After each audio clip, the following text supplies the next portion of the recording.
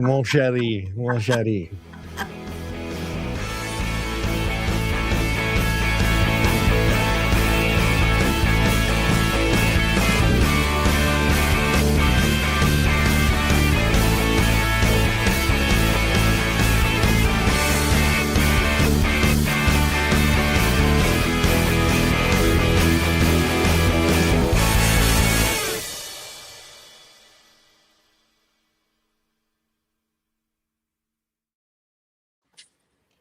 There's nothing like a good rock and roll riff. Tonight, we're breaking down the real story behind vaping in America. While youth numbers are declining and enforcement is cracking down on illegal products, millions of adults continue turning to vaping as an alternative to traditional smoking. The conversation isn't just about the risks, it's about the harm reduction, personal choices, and how regulations can balance access for adults while keeping products out of the wrong hands. Welcome everyone out there to the Wednesday Night Live show. No Timmy, but look who we got. We got Sir Charles. Yes. Yes. Charles, I tried, Chat GPT. I went to Chat GPT. I said, I want to create two guys bowing, go, we're not worthy when I announce your name. But it wouldn't allow it. It would not allow it. Yeah, my ego would not allow that. my humility would not allow it. Yeah.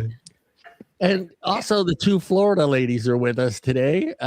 Hey, I got you guys beat. I know it. Today I got the last 2 days we had it. Currently it is 90 here in Central Valley, and yesterday was 91. So can you beat that, Peggy? It was like 50 here last night. Yes. 70 something this afternoon. Yeah. It was 39 here like 2 nights ago. Yeah. 39, and I think today's high was like 53. Yes. Yeah, yes. that was Hey, Charles, they had to put pants on. 33 here. Yes. No, I still got shorts on. In Brooklyn, New York. This has been the coldest, worst winter I've experienced in 10 years. Yeah. Yes. Yeah, I believe it. It's bad up there. It looked bad. Yeah, it's nasty. And this huge storm is sweeping over Wisconsin, Michigan, and it's probably coming here too. Yeah. It has to go over the water first. Say what? I said it has to go over the water first. Over the Great Lakes. Yeah. Yeah, where it picks up water and then dumps it. Yes. Let those clouds absorb some more moisture. Yes. Michigan gets most of that lake effect snow. Yeah. I know well because I grew up in Michigan. Yeah. And oh no. Yeah. I mean, the climate's actually of the lower peninsula of Michigan is very similar to here in New York, but it's not colder here or there. But the upper peninsula is like you get about 2 weeks of summer. Yeah, the further north you go, it's the colder up than that area. Yeah. I remember delivering to that area when I was driving truck, and you were going from like summer, spring, winter, and I'm like, how's that possible? How did I just go from summer, in the high 80s, maybe mid 90s, and then all of a sudden 70, 75, and then all of a sudden it's raining? And I'm like, how's this possible? What's going on? Is there some voodoo here in the state of Michigan? People in the upper peninsula of Michigan speak with what is very close to a Canadian accent. Yeah. And there are bumper stickers that say yeah to the UP, eh? Hey. We love them Canadians. We love Canadians. We love Canadians. Yeah, we love Upers. Yes. We love all. Yeah. Which includes Mark Sliss, by the way. Yes. You probably all know. Smart guy. He wrote a good comment the other day. It was pretty good. He always writes what it good was comments. about, but it was really good. I was like, wow. He's always on the money. Yes. He is. And I agree. One of my favorite people. Go on. Yeah, no problem. What are we talking about today? Yes. Today. Well, we'll get into that, but first, Charles, how is your week going? Actually, it's going really well. Had a minor health issue, and that's mostly resolving, hopefully. And I am going to do an interview with a quasi journalist tomorrow. What else? And like I'm really stoked by like all the good news coming out of the FDA, which they're completely silent about, but which they did release. And what else? One of my family members has a health issue that might become significant and troubling. no. But my sister and I are we're in very close contact about that. So I, just kind of Well, prayers for your family member. keeping on board with whatever happens.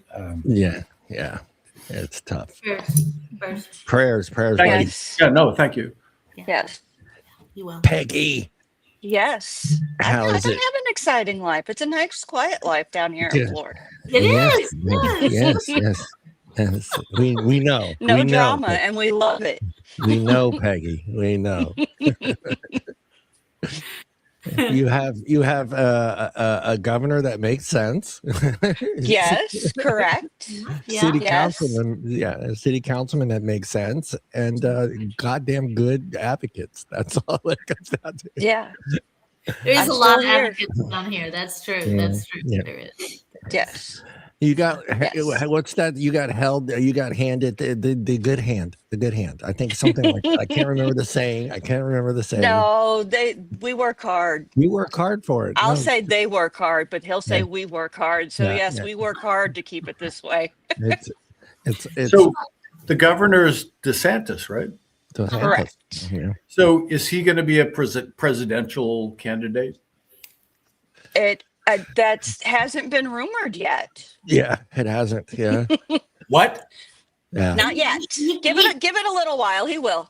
Yeah. I think he was considered like he would at the beginning, of Trump, and then they decided no, it was going to be Vance or Yeah, I think it all depends if J.D. Vance. Yeah. Yeah, it I don't depends if think he's J.D. gonna run Vance against or I don't think it would be Trump again, but it would either be J.D. Vance or what's his name? Ruben. It's early There you days. go. Early days. Yeah, if Trump pushes the envelope towards, I think Rubio. So even though J.D. Vance is his vice president, let's not get into I that. think Rubio will probably be the vice president if they go that route. I really do. Michelle, how is your week in sunny, very always pleasant Florida? You're gonna hate me. Just for a little while. It's okay. I was at the beach and walking along and saw people yelling, and all of a sudden the lifeguard jumps down out of these big tall towers, and runs into the water, and everybody's looking, trying to find somebody. It turned out to be a pelican that she was going after, and the pelican had a hook through its foot, and the line was wrapped really tight around its arm.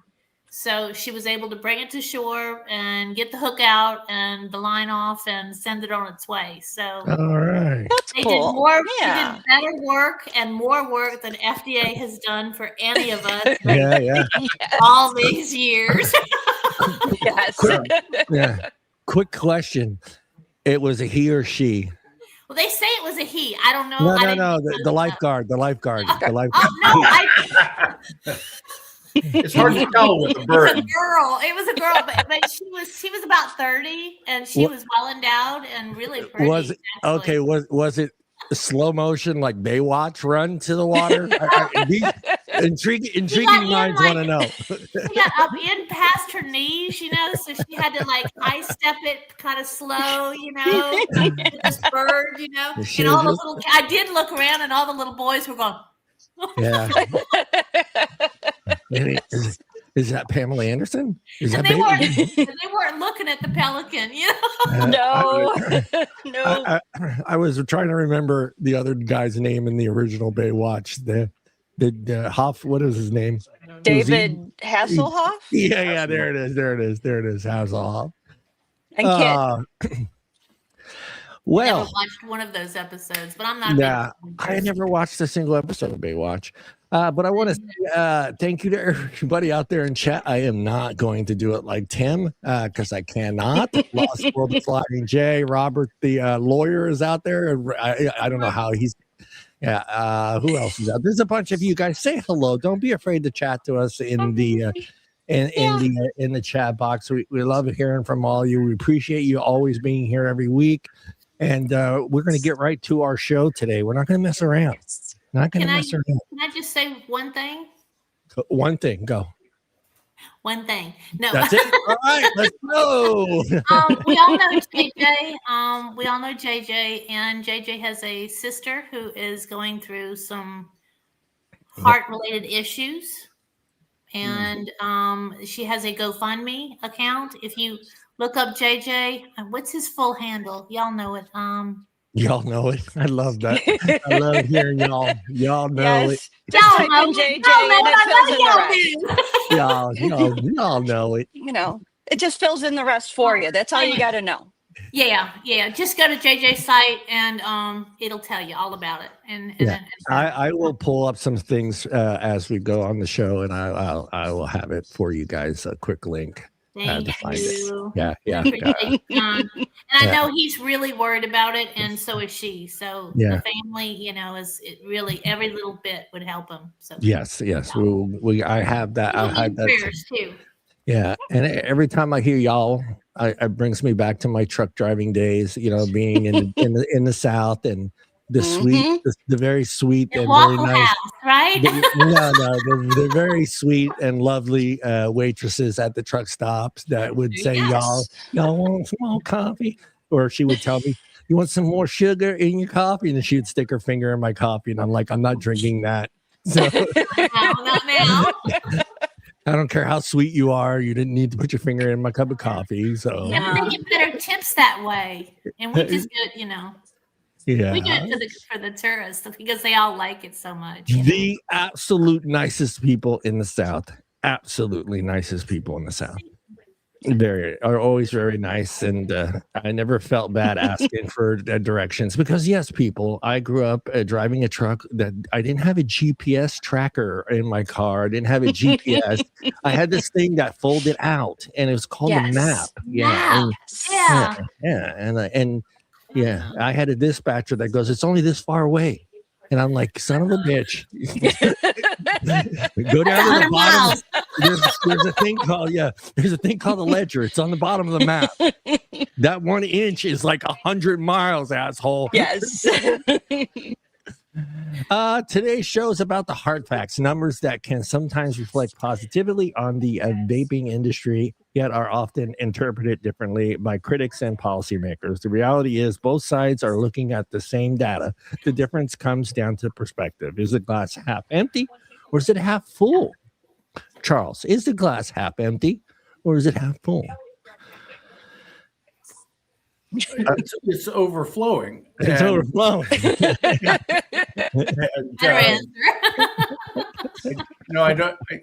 I really, it's just phenomenal. I was talking to someone earlier today about this, that, there's this constant argument that it took us 50 years to prove that cigarettes kill people.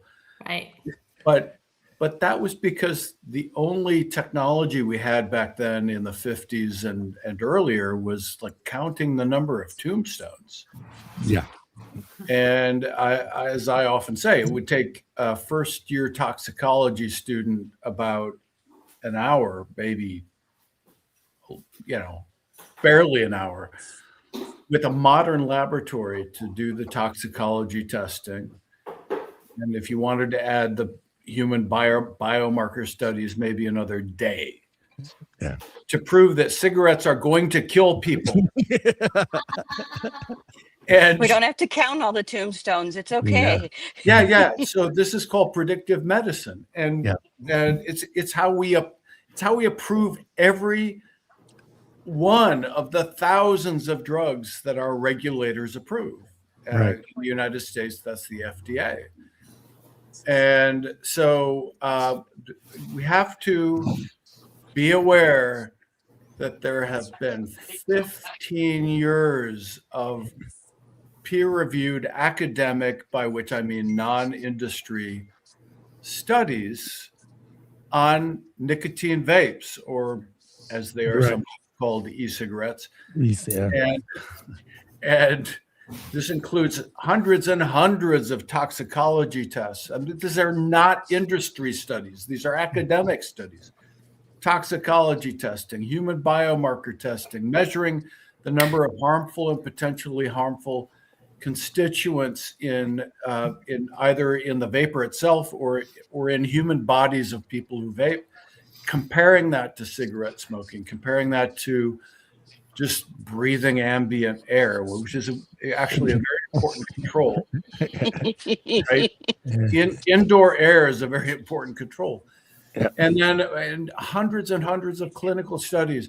The evidence is just overwhelming that e-cigarettes are a little bit safer than cigarettes. Just a little bit. Just a little bit. Right. And so then the debate, like even the harm reduction deniers are actually accepting harm reduction now. So they're most of them saying this is, it's safer, but it's not safe. Like I would like. Exactly. Gun in my head every time I hear that. And they want the zero, Charles. They want the zero. Just but like we don't hold anything else to that. Right. Yeah. Seatbelts aren't at zero. And we don't hold any new medicine to that standard. Yeah. We never have 50 years of long-term use data on any new drug. So why should we hold this to a different standard when in the United States, almost 500,000 people are dying every year from smoking? Yep. So there's that. And we have overwhelming evidence from Cochrane that these are efficacious for smoking cessation. We have overwhelming evidence from the CDC that these are the most popular smoking cessation tools in America by far, and effectiveness equals efficacy plus use, right? Okay. So, all right. If something is 100% efficacious in preventing diabetes, but no one uses it, it's not effective at all. Correct. Yeah. So you get that. So we're looking at the most effective smoking cessation intervention in human history, and it's controversial. This is just it still should be staggering to everybody. Yeah. But by the way, go ahead. One thing while I'm dominating the conversation. Thank you, Sir Charles. The number one thing that you should know, that everybody watching should know, is that the evidence will eventually win. Mm-hmm. The evidence, yes, we will win this battle, but it actually is a battle. It's a paradigm shift. It's a battle between informed people, many of them ex-smokers, who used safer nicotine alternatives to quit, and many informed scientists in the field of tobacco control who embrace harm reduction. And I think that's an increasing number. Yeah, I think so. And, I've been in this field for 7 years. I think that number is increasing. Yeah. Versus what I call old school tobacco control, which are like are people still living in the 1990s. Yeah. All right, I'm going to throw out some numbers, and then I have 5 questions for each one of these 5 topics that we're going to talk about. Now, these were as close to current as I could find, so bear with me. Adult vaping is growing, especially among young adults. Current stats: about 15.5% of young adults between the age 18 and 25 reported vaping in 2023 and 24. Sound about right, Charles? So I have not seen. I have to admit, I have. You have to dig. You have to dig. The young adult ages 18 to 25. Smoking. You said smoking? Vaping. Vaping. So vaping nicotine. So Yeah. so first off, we have to be very clear. What are they vaping, right?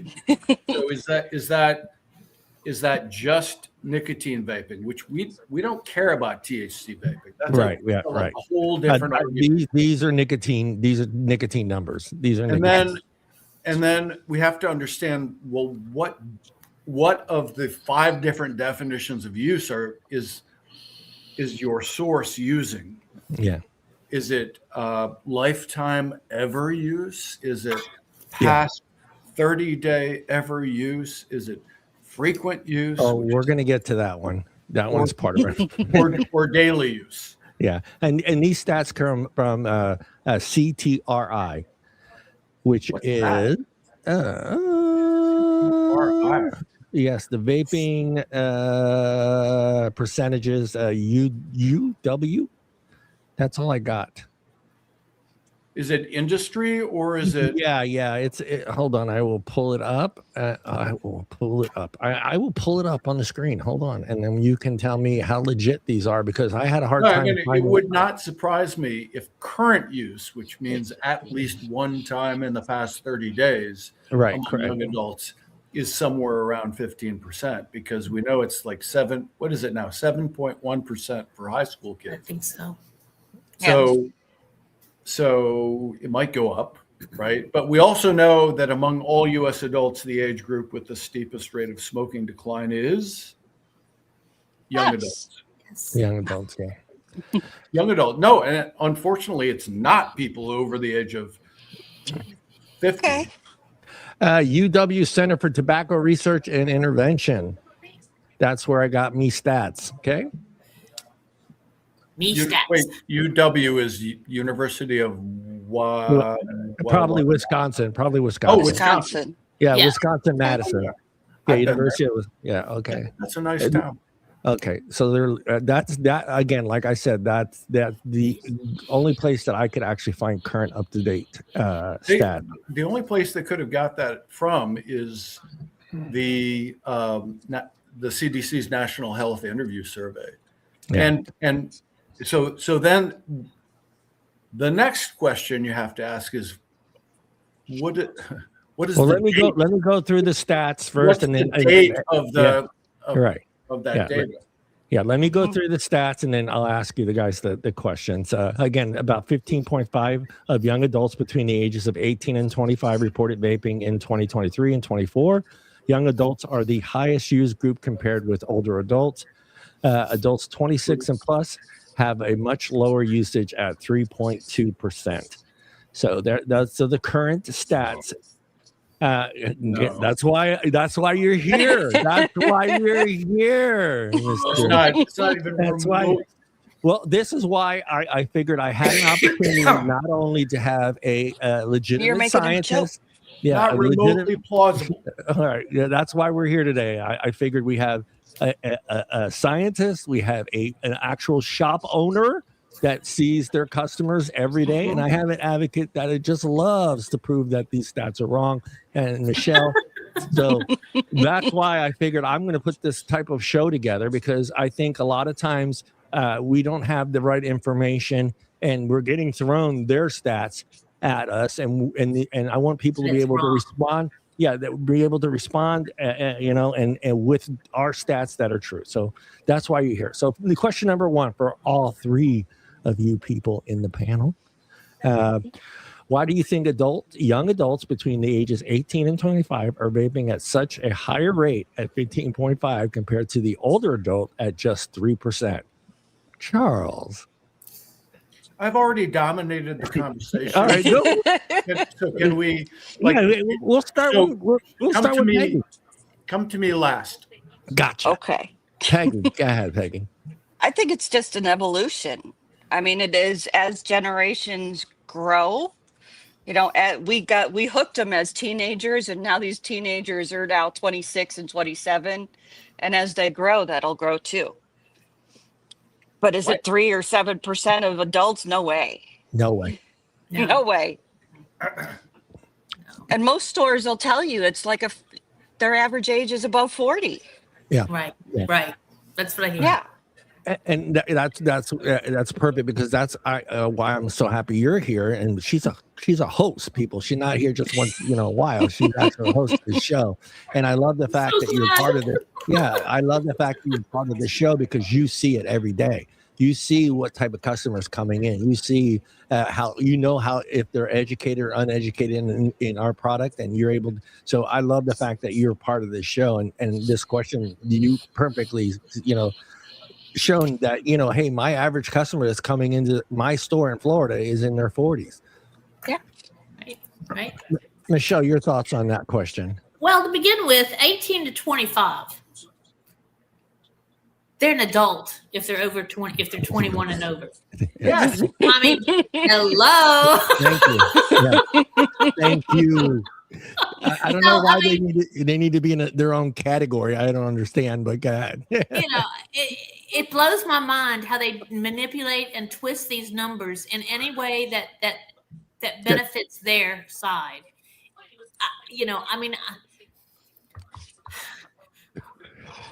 I just get so mad sometimes. I really do.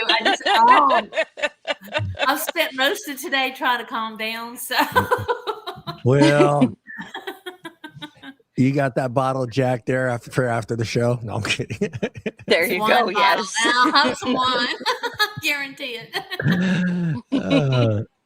All right, Mr. Charles, your thoughts on that question?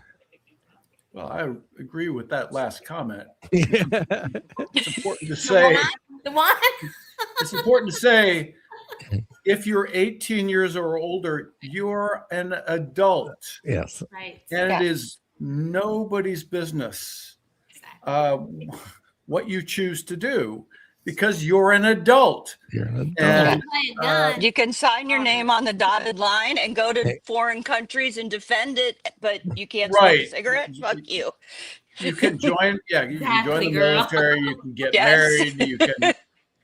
But because because a lot of Americans have prohibition use disorder, we have made it so that you can only buy alcohol if you're 21 or older.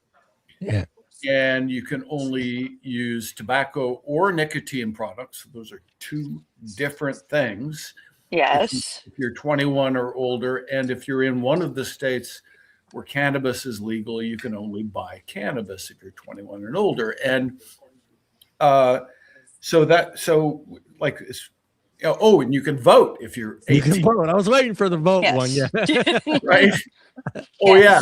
So this is all crazy, but their brains haven't completed development, and we let them vote and we let them join the army and go fight people. Yeah. It's like none of this makes any sense. It doesn't. It doesn't. It's people perfect. used to get married when they were like 15. So yeah, exactly. So here we are, and it is not shocking. It's completely predictable, and all the data. Actually, a number of peer-reviewed academic studies that show and almost all of them that I've seen are using the CDC National Health Interview Survey of adults. So if you segment the adults in the United States, and there's 260 million adults, the age group most likely to vape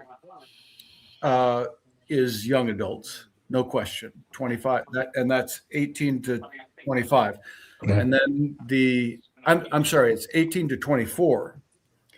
And then the next group The next most likely to vape is 25 to 34. And then it goes on like that. You know, the probability that you vape in that age group decreases over time. So you get down to like people in their 50s, 60s, and 70s, and the vaping rates are much lower. And coincidentally, their smoking cessation rates are much lower. Yeah. The age group with the steepest rate of smoking decline is young adults, followed by those aged 25 to 34. It's a perfect correlation. Yeah.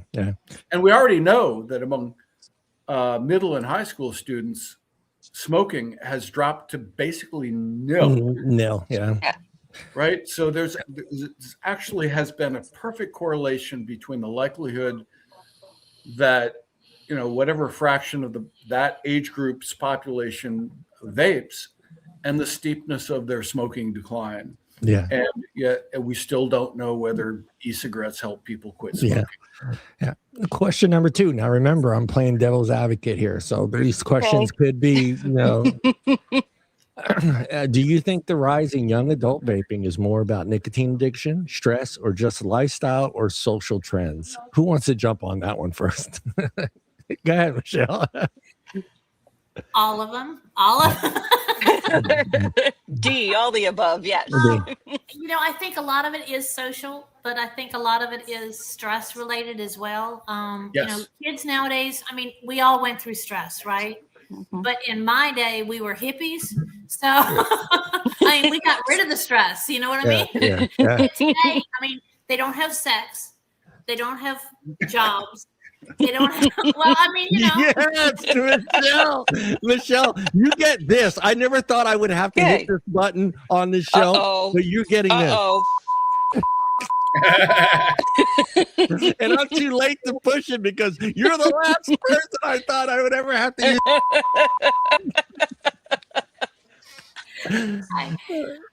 I only have a halo. I don't use the halo.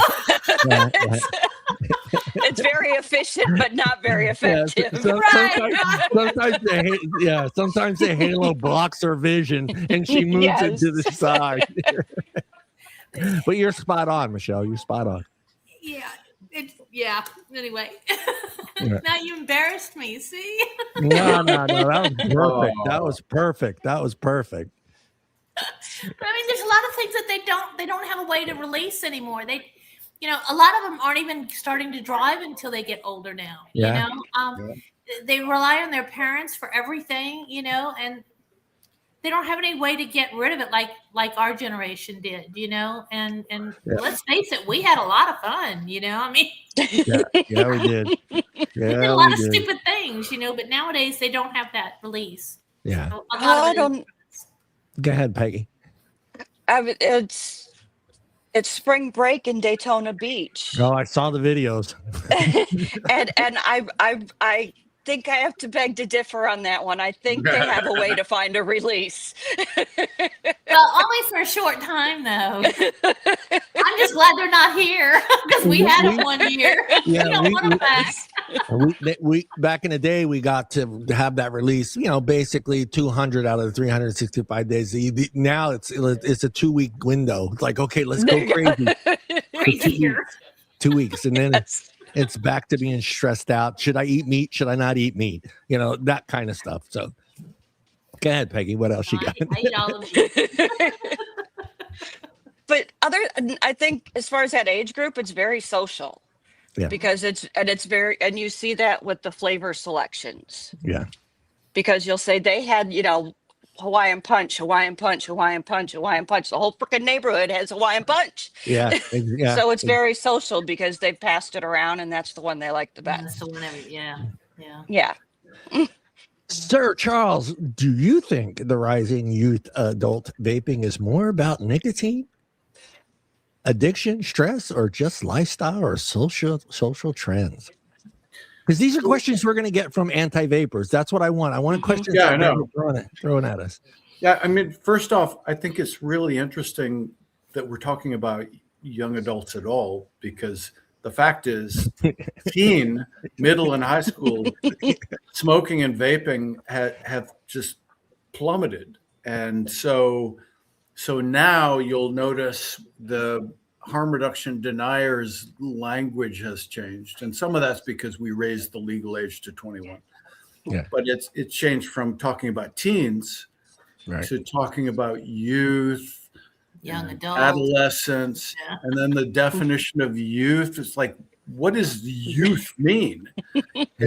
And some idiots in Canada are counting youth up to the age of 30, which is I saw that somewhere. Yes, incredibly offensive. And I'm offended by this whole move to infantilize young adults to begin with. So that's the first thing. But I do think that people in that age range, and technically, it's a technical definition, young adult is 18 to 24. And so people in that age range, they're just coming out of high school. They're just like becoming adults, right? Like literally just becoming adults.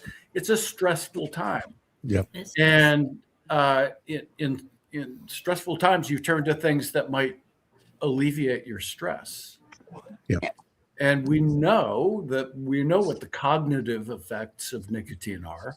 So some of them might be self-medicating because it reduces their stress, reduces their anxiety, maybe reduces their depression, and helps them focus. Focus. Like, so, all the and socialism. It helps them socialize. Okay. Oh, you mean like? I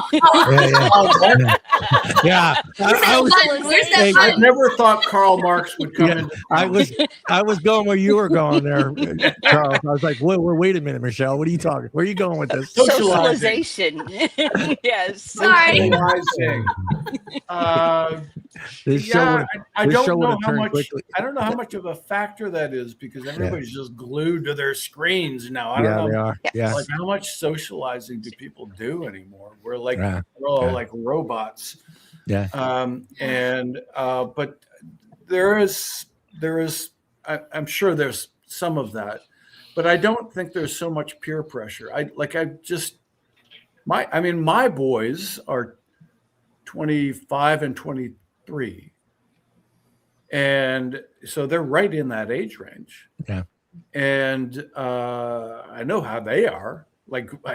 Because we talk all the time. We're very close. We're very loving, and and they have good friends, and they have they go snowboarding and fishing and they do all the things one can do in northern New York. Yeah. And one of them is actually living with his girlfriend, who I really like. That's always good. That's always good. He's saying that in public. No. That's a big deal because because there are a few people I don't like. No way. No. Yeah. So no, she's super smart and anyway. So they're good guys. They're as far as I can see, they're happy with their lives. Yeah. They're thriving. They're successful, and I couldn't be more proud. They're fine. So I'm super lucky. Yeah. No, yeah, exactly. But not every parent, right, with a young adult child is in the same boat, and so there's a lot of trouble there with a lot of parents, especially. Well, I won't make any stereotypes, but yeah, I mean, too, here, this is how I look at it too. Is I'm kind of going where you're going with this because I know where you're going with it. You're going into that demographics where lower income single parents situations. I get that, but I if I'm in that situation and I have a 21-year-old son, that's stressing out and going through whatever ordeal that a 21-year-old goes through in 2026, if he chooses this product over the other one, as a parent, I'm like, okay, at least he's choosing something that's a little bit, a lot. Now, I'm not going to say a little bit, a lot safer than the alternative smoking. So for me, I think, but that's the problem.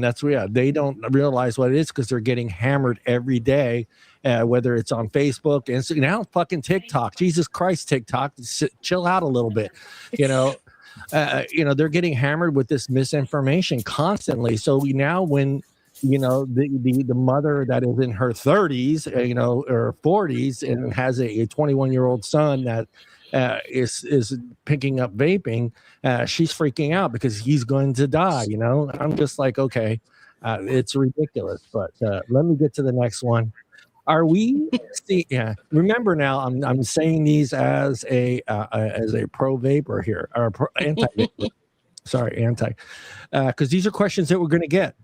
And I'm sure we've all got these questions. Are we seeing people transitioning from smoking to vaping in this age group, or is this creating an entirely new nicotine user? Who wants to go first? Yes. Yes to both. But yes, there's a lot of these younger adults have never smoked a cigarette. They have no desire to smoke a cigarette. Right. And disposables are so easy. It's like I'm grabbing a Monster on the way out the door. Oh, yeah. I see. Not one, a 4-pack. They need a 4-pack. They can't just have one Monster. They got to have a 4-pack. Well, they would buy 4 disposables if they could. Yes.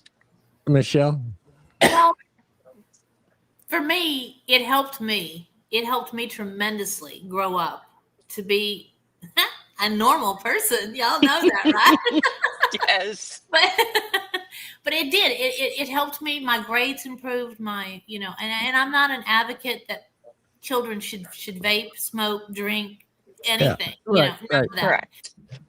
Just for the record. But for me, my mom was a nurse, and she researched it, and she started letting me have coffee when I was 3 years old. She could see instantly.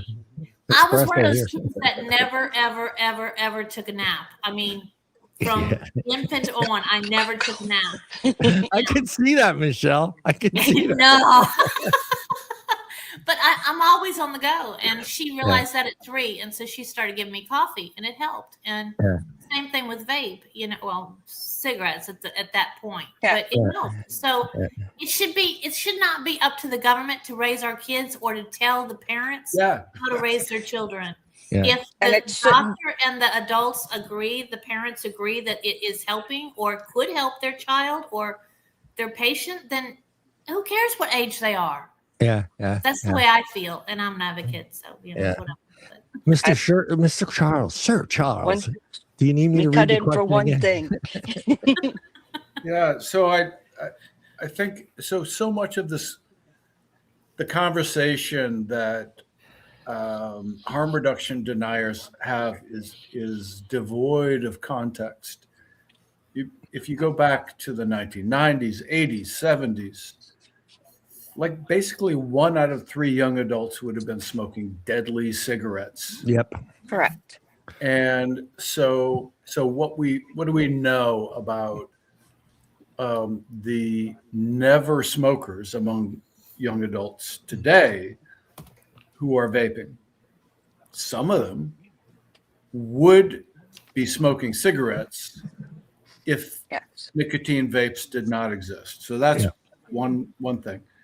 The other thing is a lot of them are going to be dual users. Right. Yep. And so the harm reduction deniers are like working overtime to try to show that dual use is far more harmful than either smoking or vaping. And that's a long, complicated story that they just try to wave aside. But the dual use issue, that those numbers are really hard to find. And the best I could find is some weird study from, of all things, the Swiss bank UBS. Oh, yeah. They need to get involved. They need to get involved. Yes. And it doesn't give the source of their data. So I don't know what that is, but there's a graph. It's a nice graph. It shows, but there's also Brad Rodu. And like both graphs show among teens and among young adults and among all adults, dual use is dropping. Yeah. It's not increasing. No. Right. So you've got the dual use issue, and then you've got the use by never smokers, which is your question. Yeah. It's basically, we have to deal with this. Yeah. Like we as advocates have to deal with this, because as smoking rates drop to nothing, there are going to be people who never smoked who take up vaping. Right. Because it helps them, or because they just find it pleasurable. But they don't need a 50. They don't need a what? A 50. 50 milligram. Yeah. Yes.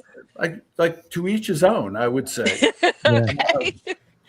You don't need a 50 milligram nicotine pouch. It will literally burn a hole in your lip. Yeah. Damn. Like I put two 6 milligram pouches in my upper right lip and in 10 minutes I was nauseous. Yeah. Had to take them out. So, I don't know who can take 50 milligrams, but I don't know how that translates to vaping. Yeah. Some of these numbers are opaque to me because that's not what I really focus on. But it's inevitable, and we as advocates are going to have to deal with the fact that this is really the end of the age of cigarettes. Yeah. 140 years of the dominance of a deadly product is coming to an end, and almost nobody in the public knows this yet. No. Yeah. But after that happens, or even as it's, as like the waning age of the dinosaurs is coming, there are going to be like a higher and higher percentage of people who are vaping who never smoked before. So we actually need to have an answer to that. Well, that's all right. How do I phrase this? But that's on the manufacturer, correct? I mean, the manufacturer, and this is the same situation that went in the early days of vaping, where you didn't have 3 and 6, but then all of a sudden 3 and 6 dominated the market. It was hard for a lot of vapors that were either just starting or wanted to stay at 18 milligrams because they were happy there. Now all of a sudden they couldn't find 18 milligram bottles, but 3, 6, and up was 3 and 6 were readily available. They were everywhere. You could buy a gallon of 3 and 6, but you couldn't buy a 15 mil bottle of 18 anywhere. I mean, I saw the transition with Zamplebox. Zamplebox went through that because Zamplebox was like, holy shit, we got to do something here, or we're going to lose a vast amount of our customers, because all of a sudden everybody wanted 3 and 6. But Zamplebox was always known for having the 15 mil bottles of 18 milligram in all sort of flavors. And now all of a sudden they were telling customers that 18 milligrams only available in this flavor, because the manufacturer saw what was happening and said, okay, we're not going to make this flavor in 18 anymore, but you can buy a shit ton of it in 3 and 6. So for me, I think that's the same. It goes back to the manufacturers, and I don't think China is going to care whether or not they put out a 3 and a 6 in this. They're not, because it doesn't make any sense for them to do that. So unless a manufacturer of a disposable vape steps up and says the same thing, the same policy and thought process that was going on in the beginning with vaping, where we'll start you out at 18 and then work you down. I don't think a manufacturer is going to go, we'll start out with 50, then go 25. They're not going to make now you want to talk about some pissed off environmentalists. They're going to be like, oh shit, now we've got, another 18 billion of these things flying around because now you got them on all these assorted different strength. So I don't know. I think it's on the manufacturer when it comes. Let me ask question number 5 so we could jump into the next one. Again, remember, don't get mad at me. I'm pretending to be the bad guy today. I don't want any emails or DMs saying John switched fucking sides. So I'm always mad at you, John. Yeah. I did not switch sides. I just want to. I figure we have 3 very smart people that are involved in this every day since day one, and they will have answers for you to help answer when someone throws these types of questions at you. Looking at these numbers, do you think vaping is becoming normalized among young adults the same way smoking once was? Mr. Charles. No, that's a good question. I don't know. One of my boys vaped nicotine for a couple years, and then he just quit. So it's like, and it wasn't a big deal. And, you know, when we're together, sometimes he says, can I have a hit off your vape? And it's like, fine. This is like the most harmless thing you could do. It's less harmful than alcohol by far, in my opinion. But he doesn't vape. I do ask them, like, even when they were in high school, I would ask them, how many of your friends do you think are vaping? And so that's back in the high school crowd, but but both boys were on the football team in their years, and they had lots of friends, but there's also a lot of research showing that youth, whatever that means, the youths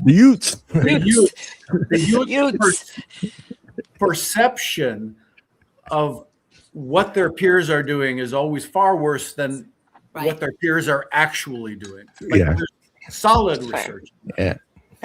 And so I've seen too many studies that, you know, ask kids how, you know, what they think their friends are doing. Yeah. So that's all bullshit. Yeah. So all they know is they're on the 7th floor sharing their vape. That's all that matters. They don't know what happens after that. Yeah. But my boys are smart kids, and they told me, they said, like, I don't know, maybe 10%. Yeah. That was the height of the so-called epidemic. 2019. Yeah. And what comes after 19? 19. 20. 2020. Hold on. Hey, hold on. Think on that one. Charles, hold on. I have to take my shoes off to get to that number. Hold on. Yes. Oh God, I don't know. I think, but I don't know. Yeah. That the socialism, the socializing. I think that's a lot.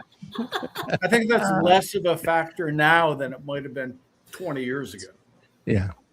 Right, where everybody was hobnobbing. They were all together.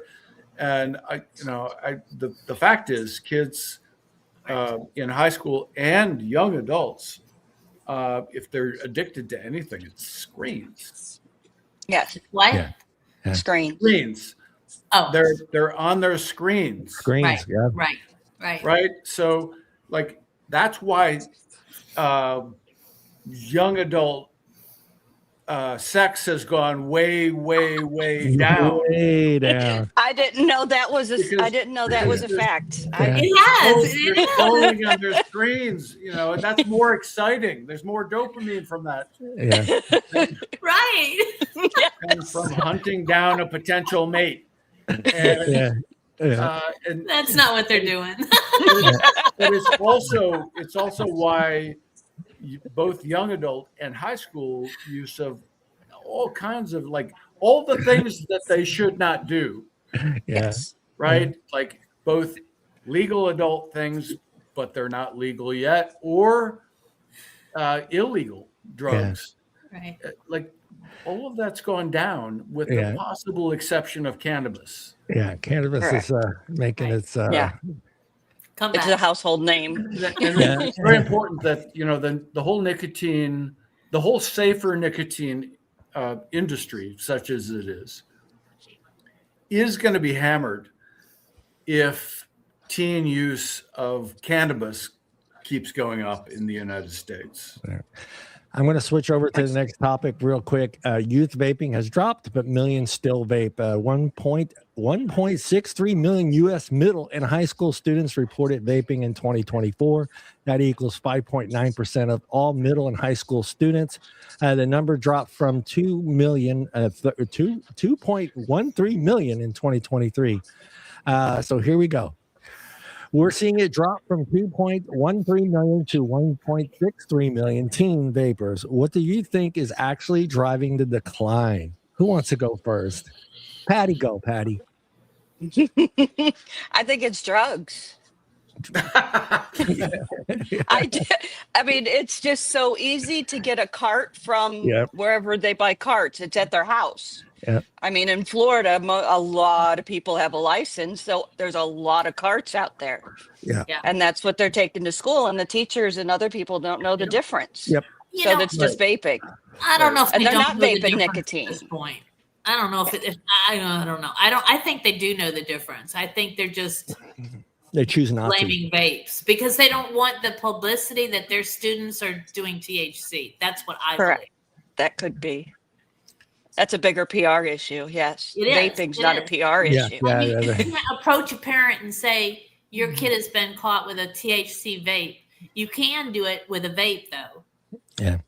Because we saw that with Evali, you know, Oh no, it wasn't THC. It was nicotine vapes, you know, and then because they didn't want mom and dad to get mad, you know. Exactly. And doctor patient confidentiality. You can't, you know, they can't tell mom that, you know, no, that was your son buying a bootleg THC cartridge from some guy in a garage in Wisconsin. Or they stole it from your purse. Oh yeah. It's same as your cigarettes. I mean, it's true. I mean, okay, I'll be honest. I would go to the dispensary and I would buy 6, 7, 8 carts at once. Yeah. I don't keep track of them. No. You know how many vapes I have? I don't keep track of that. Buying a carton of cigarettes. I mean, and you throw it in a drawer and you grab them when you need them. You know, you don't pay attention to them until you get down to your last 3 or 4 packs, and then you think, oh my God, I gotta go. You know. Yeah. So the kids are taking the carts right out of their purse. Yeah. Or you're like me, you just steal it from a priest that just laid cigarettes in. Well, yeah, that's always an option, you know. I'm sure the resource officers at the school have a vape in their pocket. Sister Pasqualina. That's really bad, John. hey, he left them everywhere. I was intrigued. It's all right. I have a story about wine, so.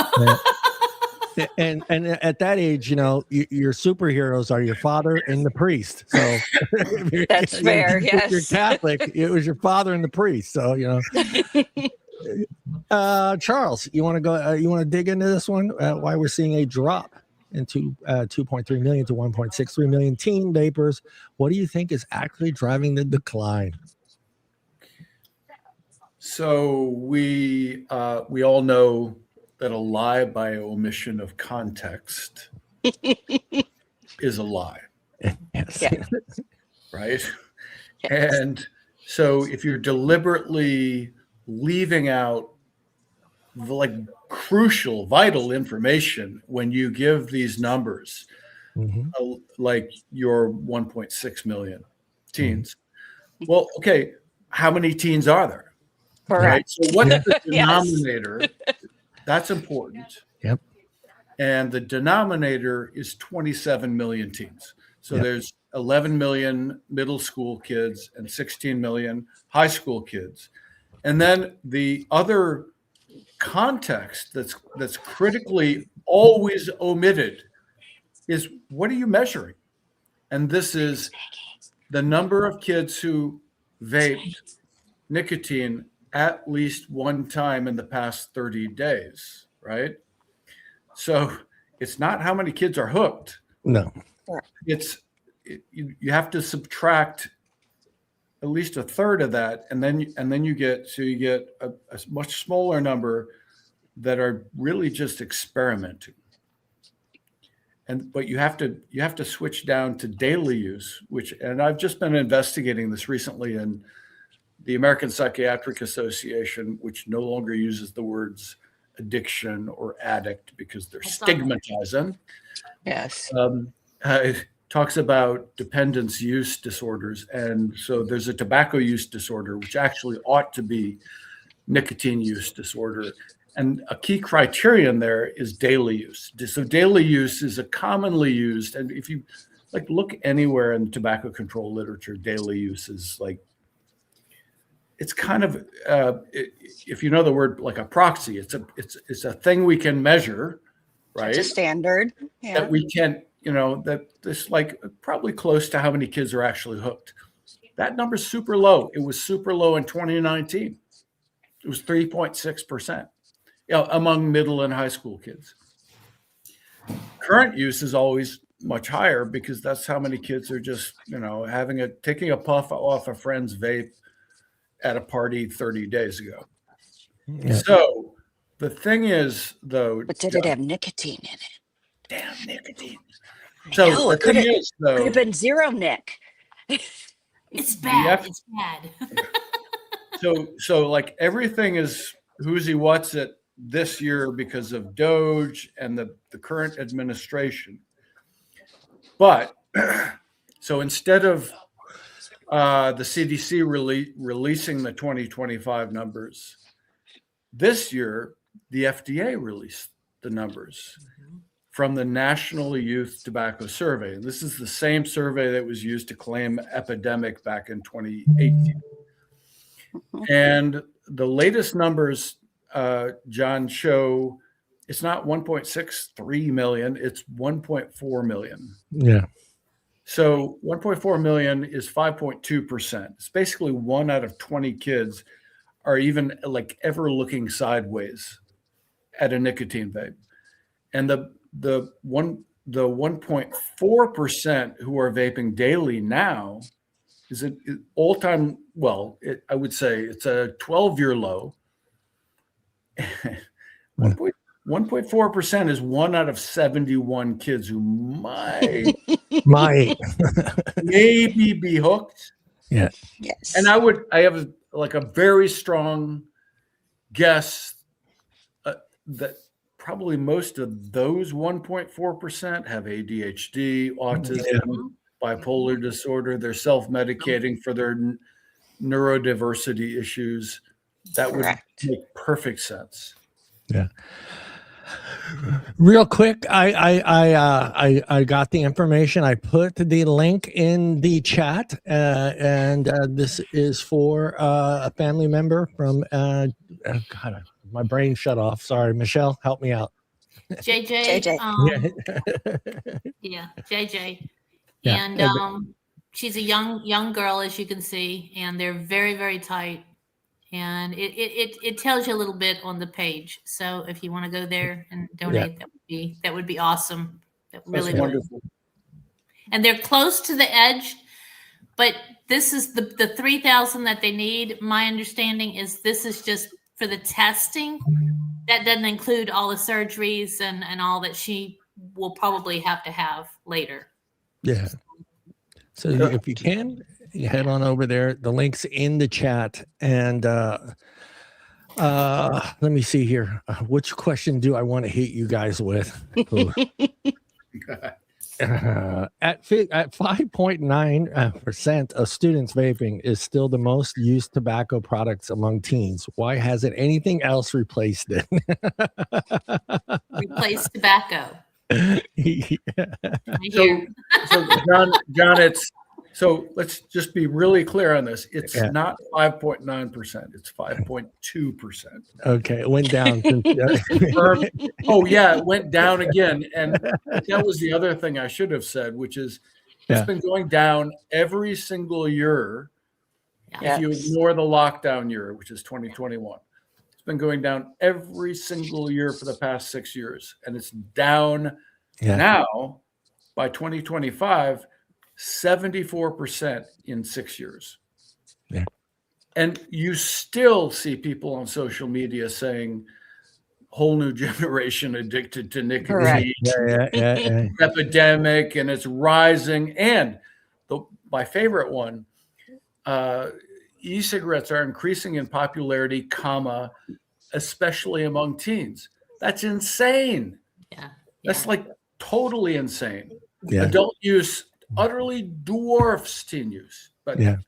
and adult use is increasing and teen use is dropping. And there's only one way for the teens to get it, and that's for an adult to get it for them. Yeah, I mean, when I read this question and I read that last statement, it's just like, what do you want to replace it? Right. We want all of them to shift over to fentanyl. Yeah, I mean, that's how my mind and your mind works. I'm like, well, hold on. What do you want them to switch to? I mean, Maybe do some IV shots. Yeah. There we go. The kids who do one thing that they should not do are likely to do more than one thing that they should not. Yeah, exactly. Correct. So, Yes. so it's like this is a whack-a-mole situation.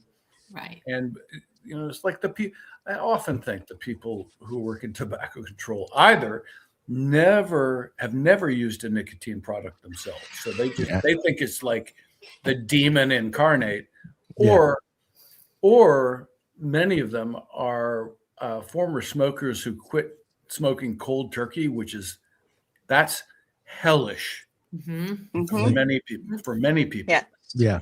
And so they think it's demon incarnate, and so that it's like evil incarnate to them. So that and some of them might have some OCD like symptoms. Damn.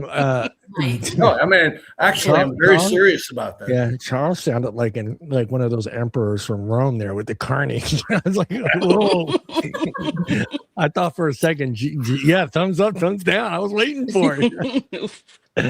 All right, here we go. Do you think anti-vaping campaigns are actually working, or are teens just shifting behavior? We're not fully tracking it. Peggy? They're kids. They're gonna smoke. They're gonna vape. They're gonna drive. They're gonna skip school. They're gonna do what we do. And if they're not doing one, they're doing the other. Yeah. Yeah. Charles, you want to jump on that, or Michelle? Michelle, would you like to jump on that? You'd have to repeat the question again. Oh, okay, I'm going to put my finger on this button just in case. Do you think I can see a clip here? I can expect a clip on that. Do you think anti-vaping campaigns are actually working, or are teens just shifting behavior? We're not fully tracking it. Oh, that's easy. I mean, the controls are not working. I mean, we all know that, or it would have worked beforehand, and it's not working. I mean, they're not using what they have out there for them. They're choosing vapes because they know that it's a little better for them. But ultimately, I mean, we know that the numbers are dropping. So there you go. Never mind. I'm all over today. I am all over today. Charles, you want to dab at that one? Take a dab. Yeah, I have a slightly different take. I think, like we all know, if you look at the numbers from the CDC, National Youth Tobacco Survey, they started measuring teen nicotine vaping in 2011. So this is like 15 years ago. Yeah. And it crept up, and it actually peaked in 2015, more than twice as high as it is now. Teen nicotine vaping was more than twice as high as it is now. Actually, even in 2014. Yeah. Okay. This is a long time ago. Yep. Yes. It's like more than a decade ago. And then it went down. Actually, it went down immediately after Juul launched with this profoundly stupid and naive launch campaign. And then it started to creep up in 2018, 2019. That's when everybody lost their minds. completely lost their minds. In September of 2018, the FDA declared it was an epidemic, blah, blah, blah. But they thought because everyone in tobacco control believes the propaganda, I guess the rhetoric that, it's highly addictive. So they believed it would just keep going up and up and up and up. And it went up for 2 years. It peaked in 2019, possibly because they tweaked the National Youth Tobacco Survey in 2019. Yes, they did. So it wasn't completely clear if they were when the teens were answering the questions, whether they were talking about THC vapes or nicotine vapes. So that might be an inflated number. In any case, and then it's been dropping ever since 2019, and like dramatically dropping. So if you now look at it over that long span of time, 2018, 2019, it just looks like a blip.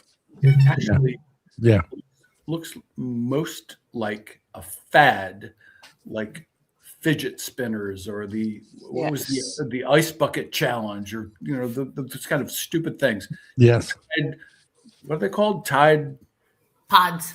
Tide Pods.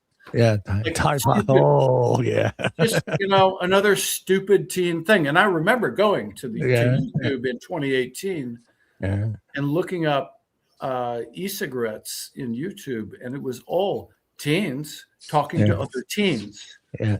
And I don't think they were social media influencers. I think they were just kids who they realized if they could be edgy, they would get more followers. Right. So the incentive there had nothing to do with industry. Yeah. In any case, they proselytized to other teens, and on and up it went. And now it's plummeted. And what was the question again? We love you, Charles. Yes. Charles, just thumbs down. I'm going to go to the next one. Flavored disposable. We're on the same page, Charles. Flavored disposable vapes dominate. Again, remember, guys, I'm not switching sides here. I'm just being the other guy. Just because I see some new faces in here, I don't want them coming after me. 87.6% of youth who vape use flavored products. Disposable vapes amount for 55.6% of youth vape use. That is from the HHS. Most popular flavors include fruit, candy, mint, and dessert flavors. No shit. Question number one. Anyone can jump on here. With 87.6% of youth vapors using flavored products, is it the flavors themselves driving the usage, or just making vaping more appealing overall? I think it's just overall. If that's my choices, the flavors, I mean, let's face it, we all love flavors, I mean, what kid doesn't love birthday cake? What 80-year-old doesn't love birthday cake? I mean, as we get older, we love sugar. I mean, because it's something that we like. It reminds us of something when, a time when we were a kid. It stimulates us. We all love, I mean, if flavors wasn't a part of our daily lives, I mean, we wouldn't be able to go out to a restaurant. I mean, there wouldn't be any flavors anywhere. It's kind of like banning colors on cars. I mean, God, that was just kind of stupid. So everybody drives a white car. That'd be horrible. That'd be horrible. And they do in Florida. or trying to go back to caveman times. They try eating a steak without any seasoning on it, and then let me know how much you enjoyed that steak. You just let me know. But you eat it with your hands, so that's okay.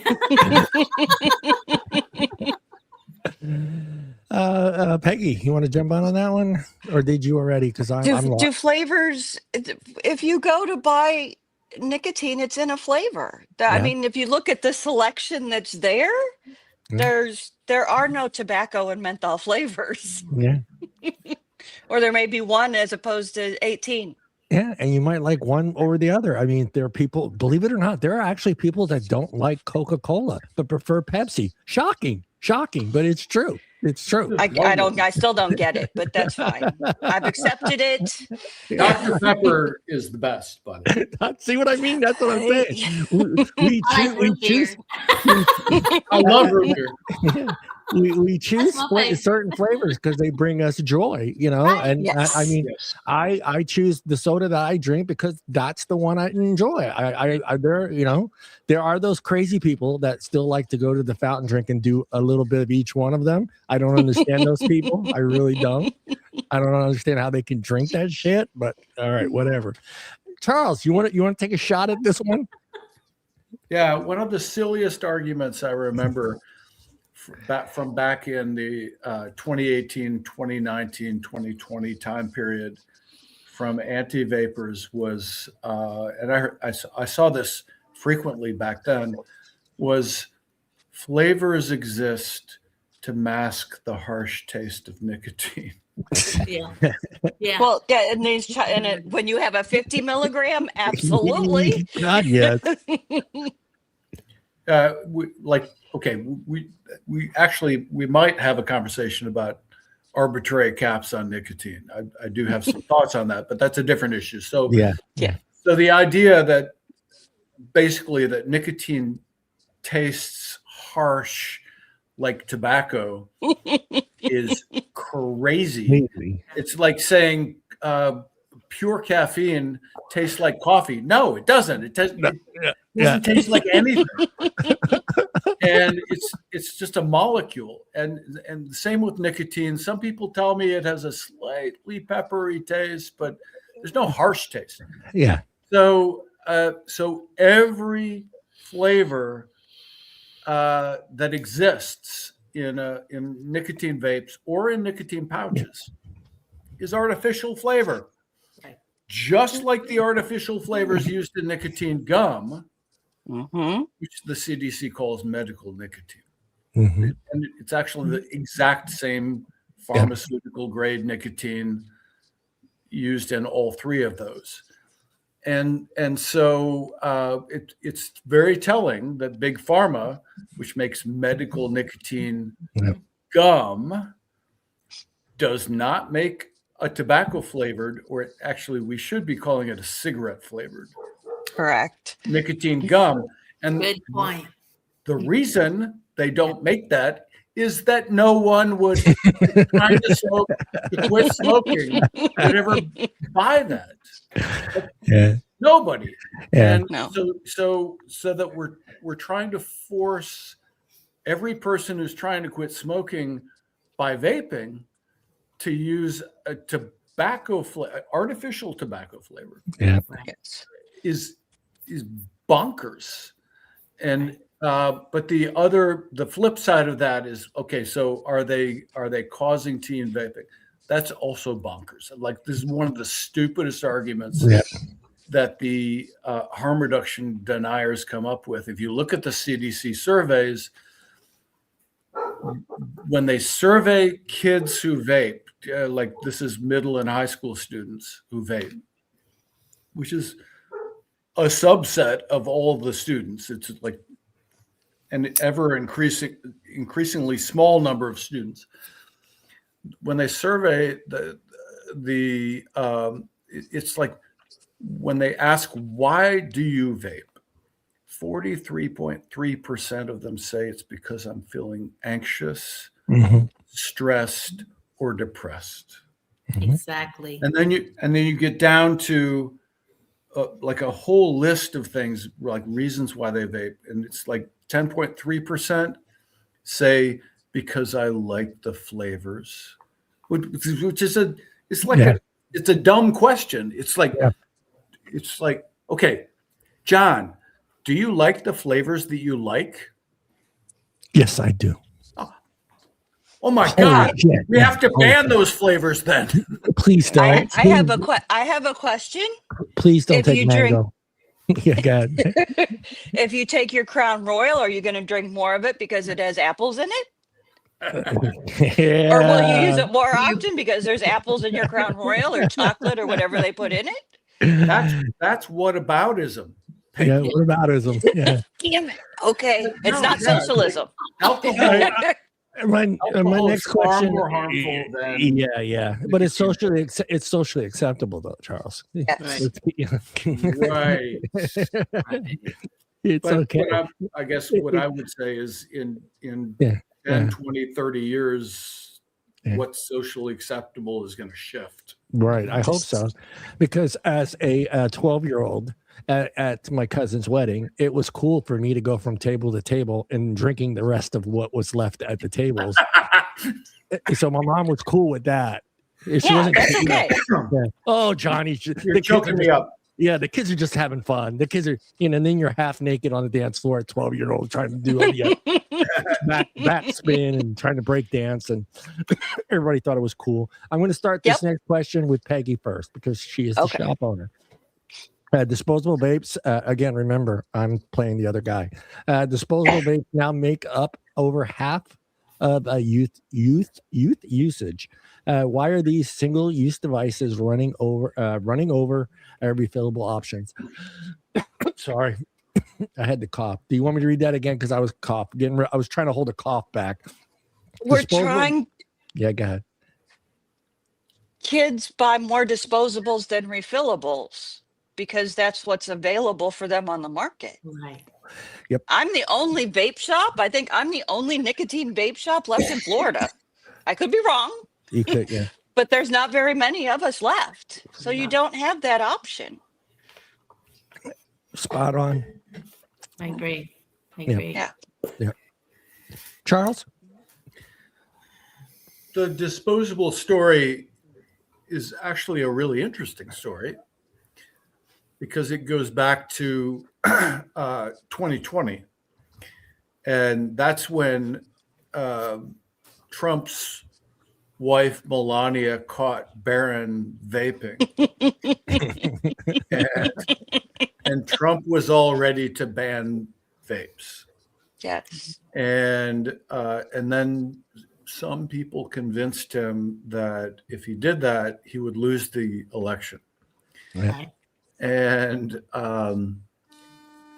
what they decided to do, what Trump decided to do, was a kind of Solomonic decision, which is, okay, I'm going to ban flavored pod-based vapes, which is going to punish Juul. Yeah. Mm-hmm. But it was all pod-based vapes, so with other products too. Yeah. And then the White House called Mitch Zeller at the FDA. Mitch was, at that time, he was the head of the Center for Tobacco Products. I've known Mitch for 25 years, so we've talked about this. And so he got this call from the White House, and they said, we want you to ban the flavored pod-based vapes, but not other flavored vapes. And Mitch said, I think that's a super bad idea. But they said, you're going to do it anyway. So, and this is Trump 1.0, right? This is the first Trump administration. So they did that. So if you look at the sales numbers, immediately after, this is February of 2020, immediately after that, the number of flavored disposables being sold starts to go up and up and up and up, and it skyrockets. It more than triples in just a few Way years. more than that. Yes. Yeah. It quadruples. It's huge. And instantly, all of the anti-vapors start saying, whoa, this is all going to teens. They're using these flavored disposables that are clearly designed to lure teens. But the CDC data is showing teen nicotine vaping is collapsing. It's plummeting over the exact same time period. And it was very interesting because I don't know we don't know the 2025 breakdown, but we do know the 2024 breakdown.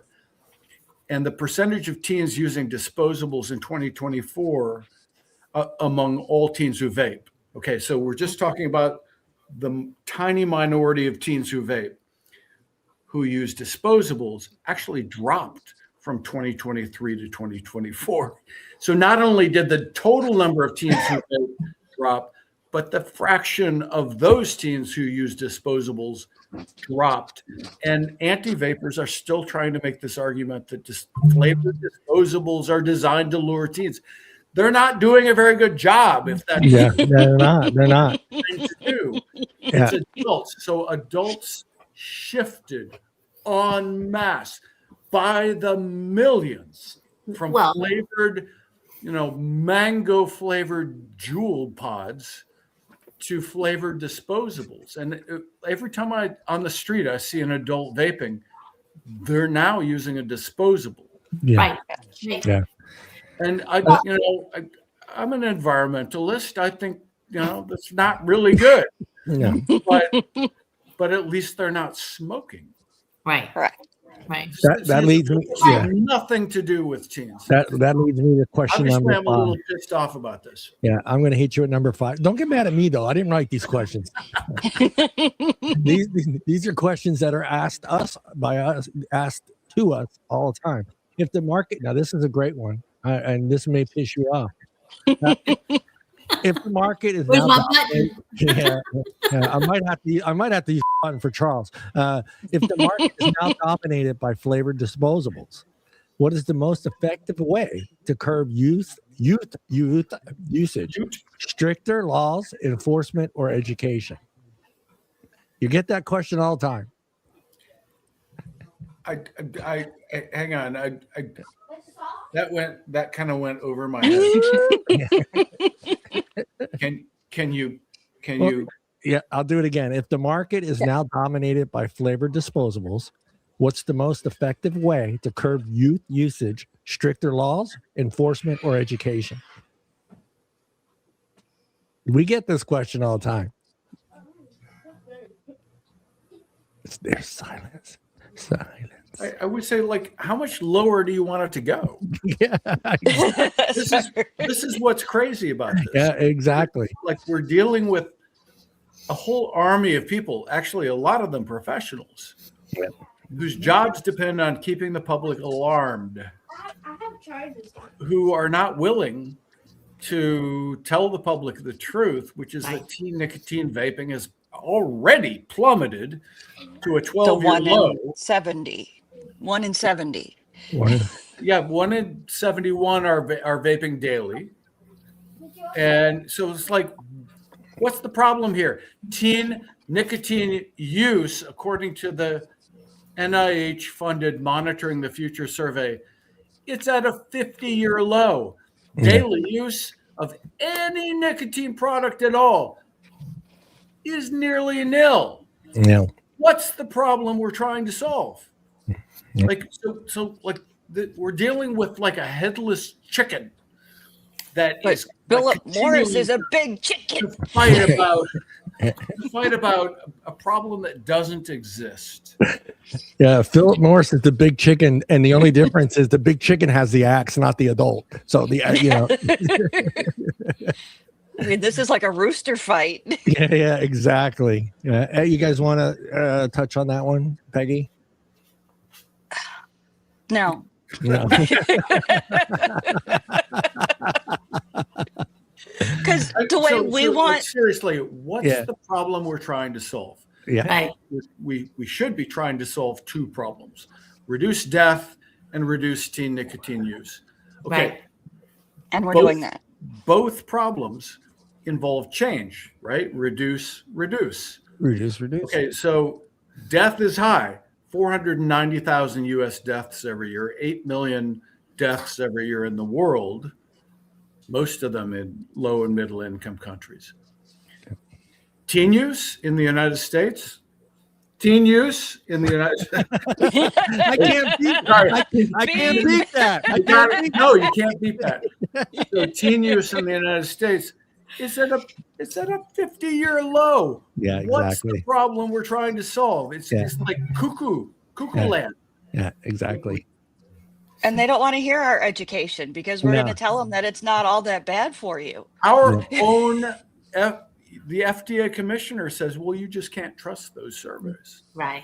Right. Right. But, like, But they trust boggles them for my mind. everything else. They trust them for everything else when they can Yeah. manipulate it. It's his own surveys. Right. Right. Yes. Right. I'm going to jump into the next one real quick. Illegal unauthorized vapes are a huge issue. This comes up all the time by those anti-people. With over 6 million illegal vape units seized in 2025, how big do you think the black market actually is beyond what's being taught? Yeah, I think it's huge.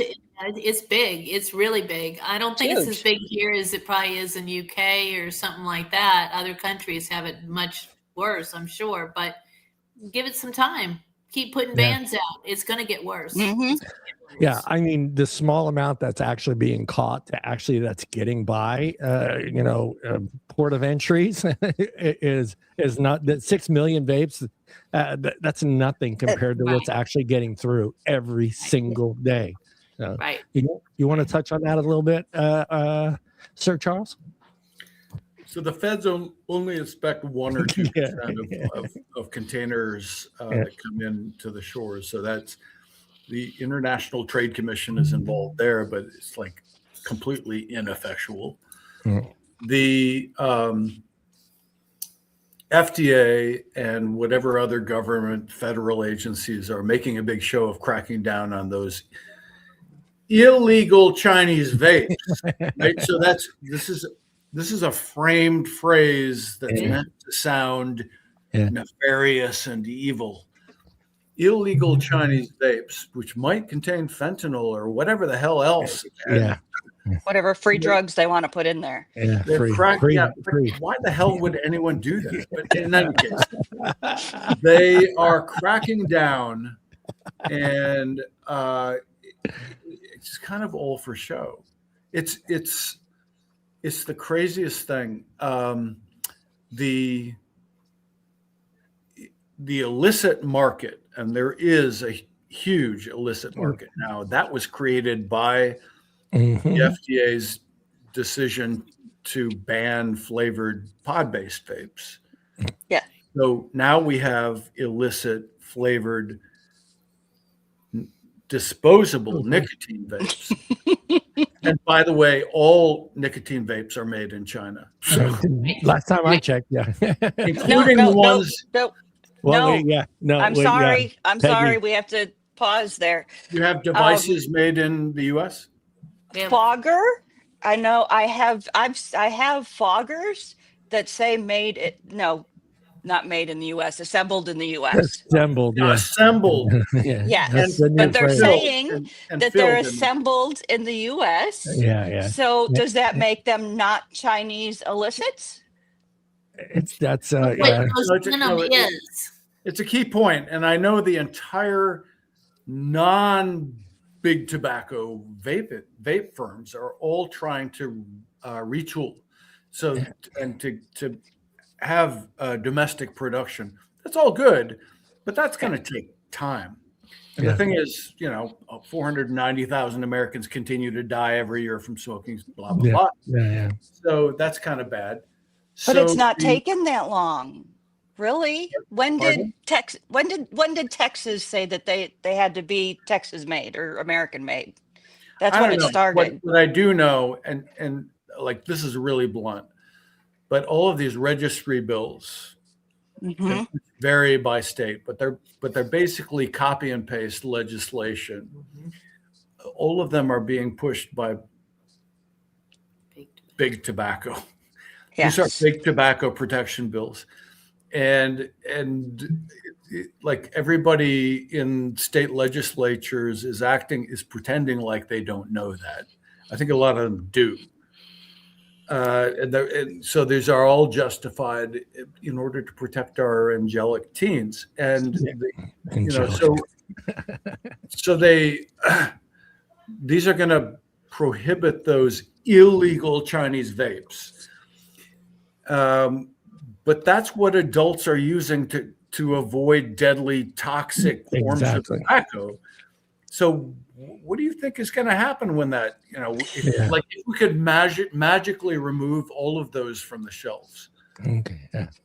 Millions of people would relapse back to cigarettes. and Yeah. far fewer people would be quitting smoking. Right. Here's your anti-vapor Public health question. catastrophe.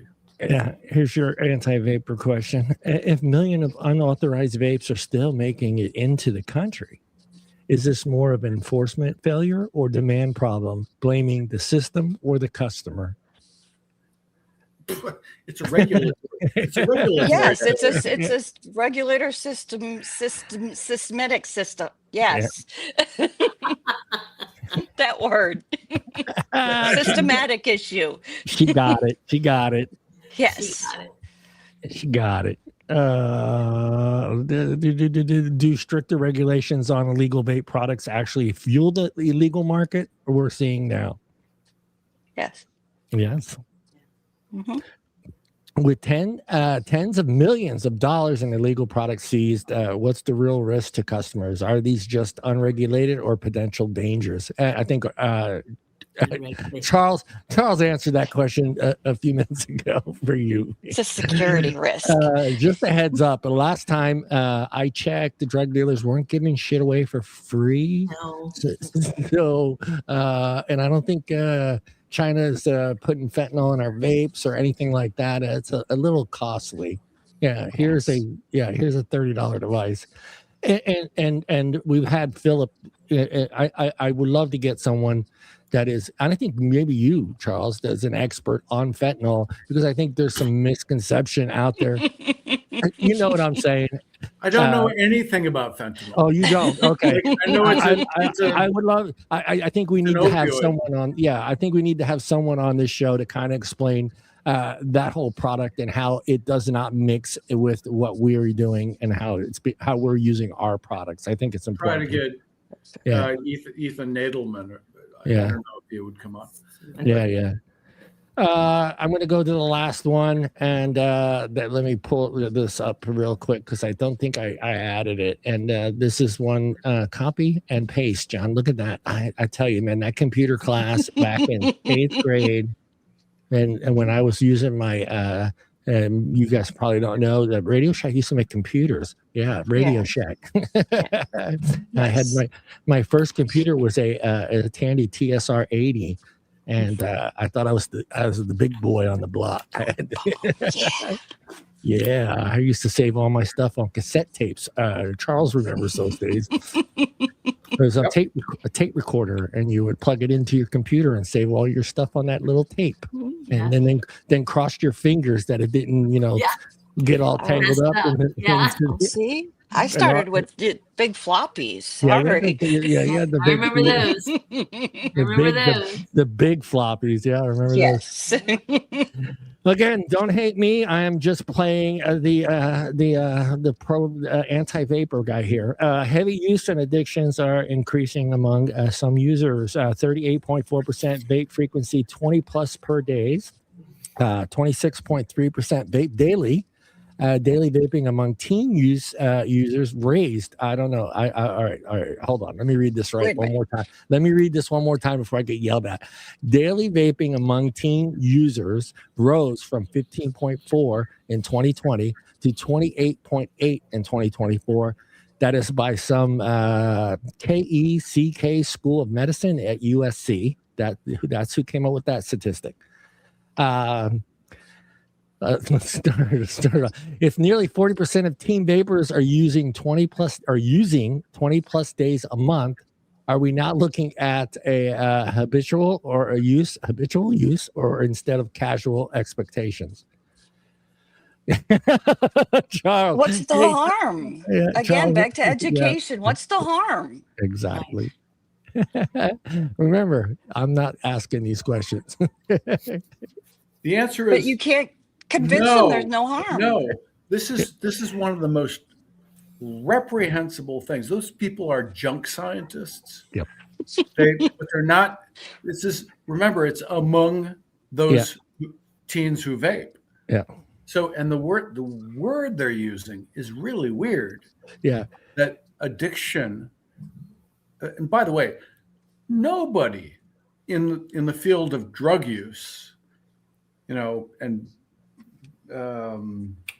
drug recovery, all that whole field. Whole thing. The American Psychiatric Association rejected the word addiction more than a decade ago, but tobacco control hangs on to it, clings to it like it's basically one of their tactics. It's like heroin. So now they have this new word. It's called hardening. Yeah, right. So teen nicotine addiction has hardened. What the hell? What's a harden? It's the opposite of soft. It's not a technical word. It's not even a real word in science in this context.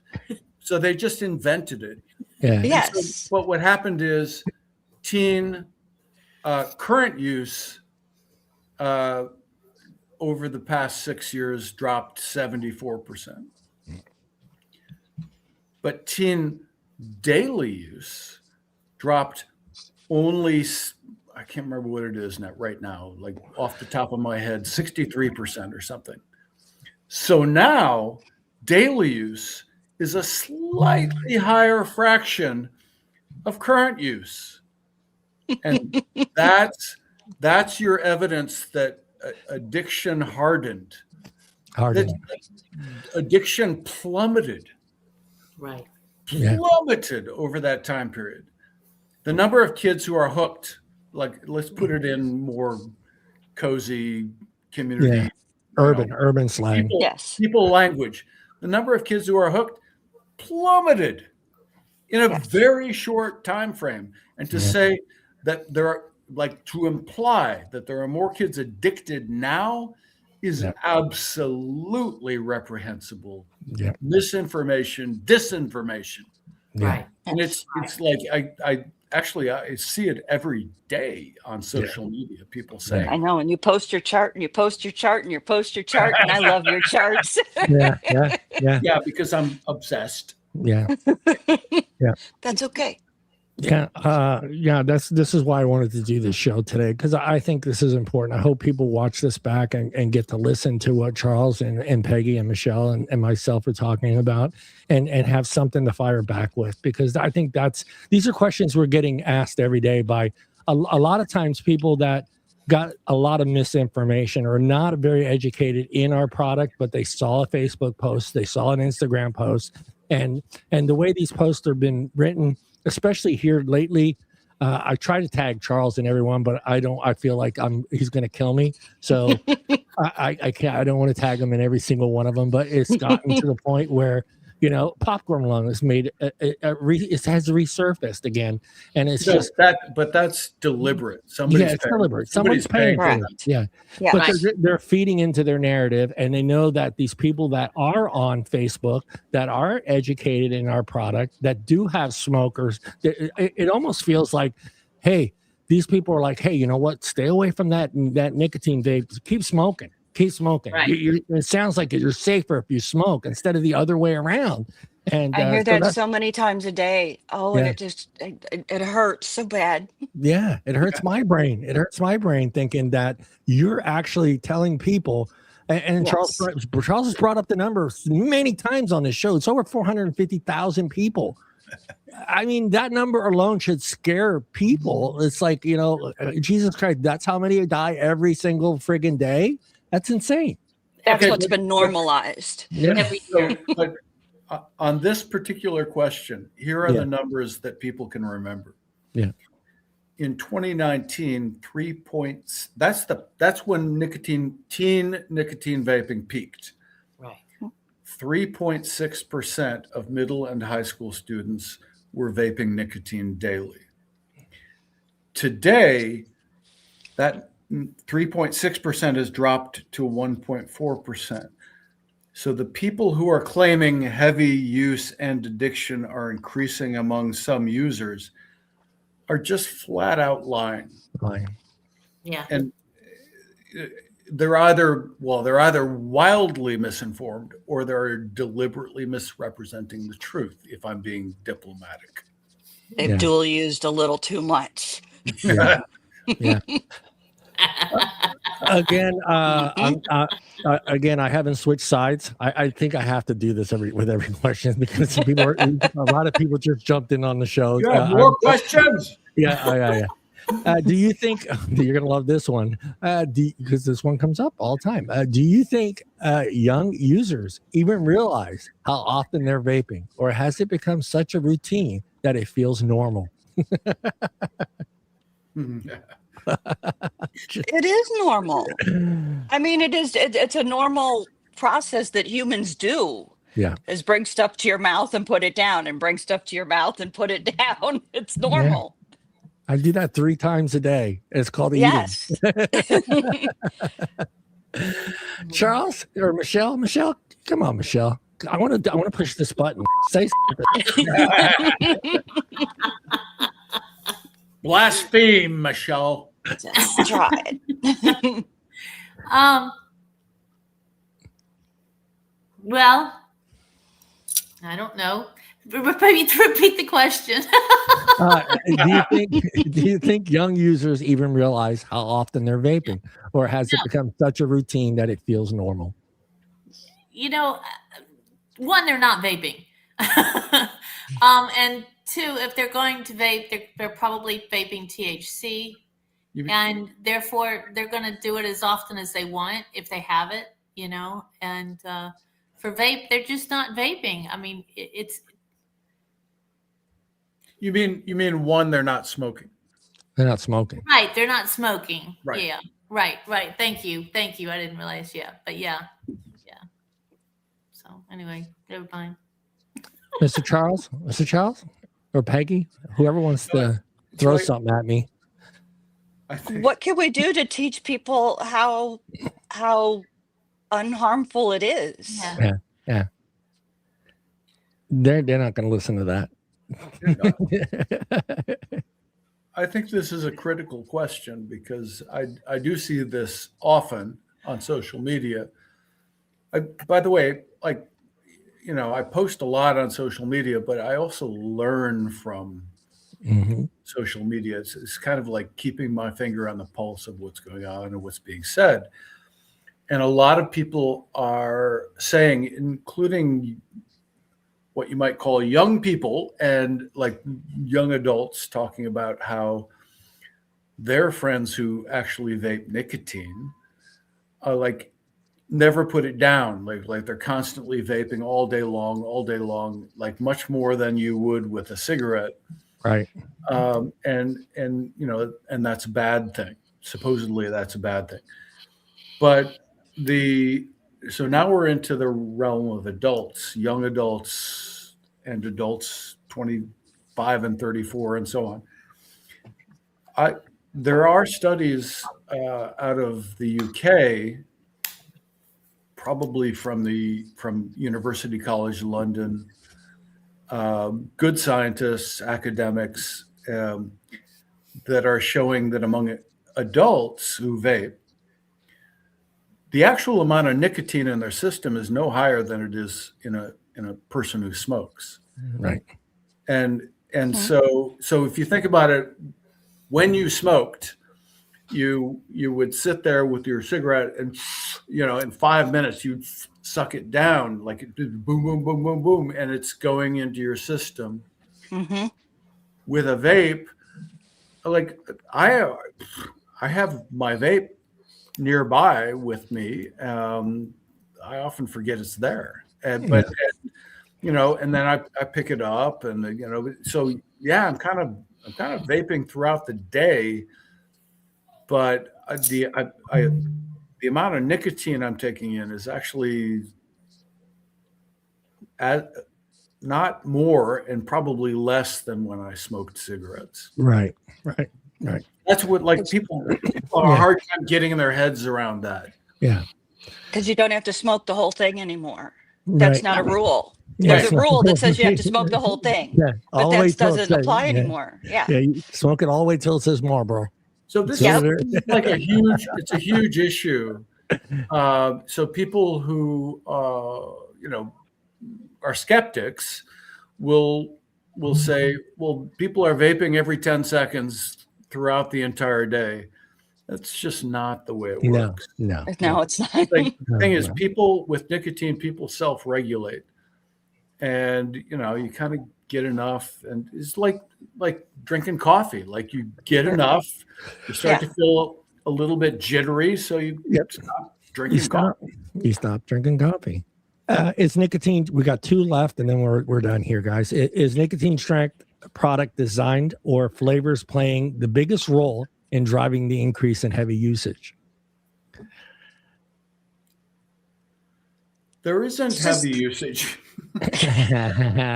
Among adults, maybe. It's like a false question. Nicotine use has dropped to a 50-year low, so it's not a relevant question there. Right. But I have a really strong view about arbitrary nicotine caps. If you put some sort of random arbitrary cap on the level of nicotine because you think you're protecting teens, people are just going to puff more often and deeper into their lungs. Lots of studies show that. And if you actually believe that vaping is harmful to health, you're doing something bad when you impose that kind of crazy. This is kind of stuff that people who've never used nicotine hatch out of their brains. Right. That makes absolutely no sense in the real world. All right, I've heard this one, Charles, and it brings up something that Peggy was talking about is limits to the strength of nicotine. But I've heard some people say to kind of adapt what Australia is doing. So if you want 50 milligrams, you have to go get a prescription from a doctor showing that you need 50 milligrams. And this is a way to control the disposable. Yeah, I looked at the guy like, okay. See, and the reason he brings this up is his theory is even if you don't have insurance anymore today, you can go to Amazon and pay $35 and do a web interview with some doctor who's never seen you, doesn't know who you are, and tell him, hey, I need 50 milligrams. Okay, $35, and I'll send you the prescription through email. There you go. So, I mean, what are your thoughts on that? That's the question I've gotten. It's like, okay, do we really need, was his question. Do we really need 50? Do we really need 35? Do we really need 25 for everyone? And his theory was, I think if you need 50 milligrams, you should prove that you need 50 milligrams by seeing a doctor. I don't know how you go about proving you need 50 milligrams. Is it going to be the amount of cigarettes that you smoked? Hey, I'm a 2.5 pack day smoker, so I need 50 milligrams to get started. Where is that threshold? And we have data, and I kind of somewhat agree with him because we do have data that shows a majority of us that started in this industry long before it got to where we're at today, we're able to do the step down from 18 down to 6 to 3. So I kind of get what he's saying. Would that be something that you think is feasible? That, hey, if you need 50 milligrams, prove to us you need 50 milligrams. Go see a doctor. What are your thoughts? Did he freeze in anger? No. I really don't want to dominate conversation, but I do have a personal story here. A member of my family has been smoking for 30 years and continues smoking. Yeah. And he's a couple years older than me, and he's got declining health, and he's got early stage COPD. And I've been talking with other family members, and he's in Michigan, right? So I contacted my friend Kim Manor at Moose Juice Vapes. She used to be in Traverse City. She's kick ass. She is. But she's extremely experienced in helping people quit smoking. And I got them talking to each other by phone. And she settled on a flavor and a nicotine level based on his level of smoking that she thought would probably be appropriate for him. And she said, bless her soul, she sent him a free device and liquids. And the last I talked to him, unfortunately, he hasn't even tried it yet. Oh. Yeah. Okay. So well, maybe he's got to get his mind right. Right. No, keep Right. talking to him. Like, you get there eventually. Yeah. They had a great talk. And in fact, Kim is she's so wonderful. She actually told him, if you come down here to Cadillac, I'll take you to the best pizza place north of Detroit. What a gem. What a gem of a person. Yeah. But the people who run vape shops are people who they've spent years and years with direct lived experience helping people who smoke quit. Yes. And Yes. and tailoring the it's a health intervention. Tailoring the intervention to that person, their taste, their nicotine need, right? Based on how much they smoked and so on. And that's we've just nearly killed that resource over the past 5 years. And that's such a shame. Yep. It's so tragic. And that's what I love doing. It's like a puzzle to figure out what they need and what device, and do they like it tight or do they like it hot? And that's like the best part. That is, yeah, exactly. And it's also a way for a shop owner to learn about their customer, and when he comes back next week, you have something to say. Hey, did this help? Did it not help? Do you think you need a different flavor? Is the milligrams enough? Do you think are you vaping a lot more? It's a whole process, and it's a journey. Yes. We all went through that journey. I started with 18. I vaped the shit out of that stuff for a good couple of months, and then I was like, oh, look at this, and I started dabbling in different flavors. And what I noticed back then is 18 milligrams was kind of hit and miss on what flavors most companies had.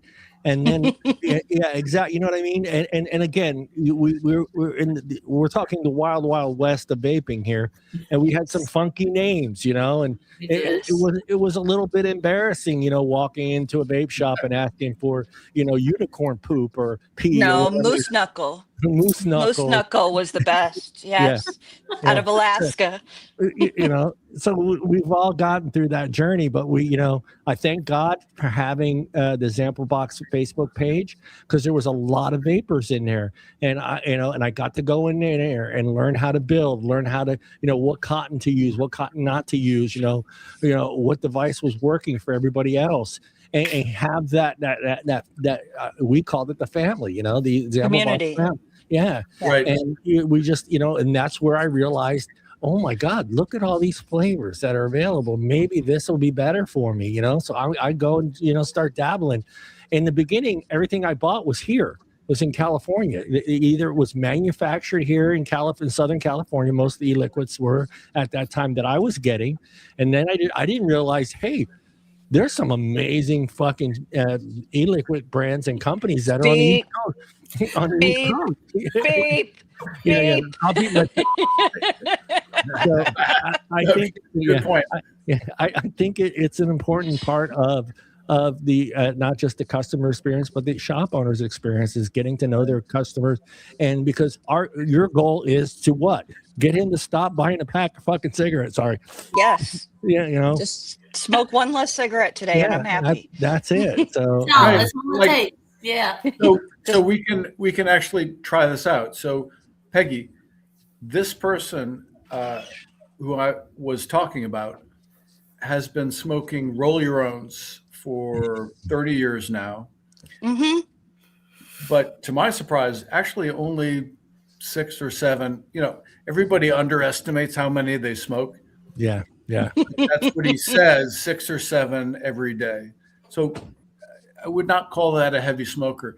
Do you not instantly start to think about the nicotine level and the type of devices that might help him quit. Yes. Yeah. When they come in the door, because different age groups, different people. Some people have thumbs that work. Some people have Right. thumbs that don't work. Yep. They can't get it. That you have to have tanks that work without thumbs. Yeah. It's just all the little, and sometimes they can't slide it open. So we have a bottle of nail polish under the counter so we can mark where to open it. Oh, yeah. Oh, I remember those days. It's like, why can't they just put a little arrow here showing the direction the slide is? That would be great. Yeah, but you can't tell your 68-year-old mother that, that little arrow should be there. No, here, I'll just make one for you. Yeah, I'll make one for you. There's an amazing study I stumbled upon last year, which was commissioned by the Microsoft Corporation, which looked at disabilities that might affect people's ability to use a keypad. Exactly. And what they discovered was that about 12% of the US adult population has severe dexterity problems. Yes. Yeah. Right? There's people with rheumatoid arthritis, there's elderly people, there's people with disabilities, and no arms, no fingers, whatever. Yeah. You know who Poor eyesight. That's what actually finally convinced me that disposables are necessary for at least for some adults. Yes. You also get those people that are very athletic or have very busy lives with many kids, and they're small and they've got one car and they're trying to shuttle people around from here to here and wherever, so I've got a lot of friends. They're military, and that's what they use. That's their choice. It fits in a pocket. They can throw it away, whenever.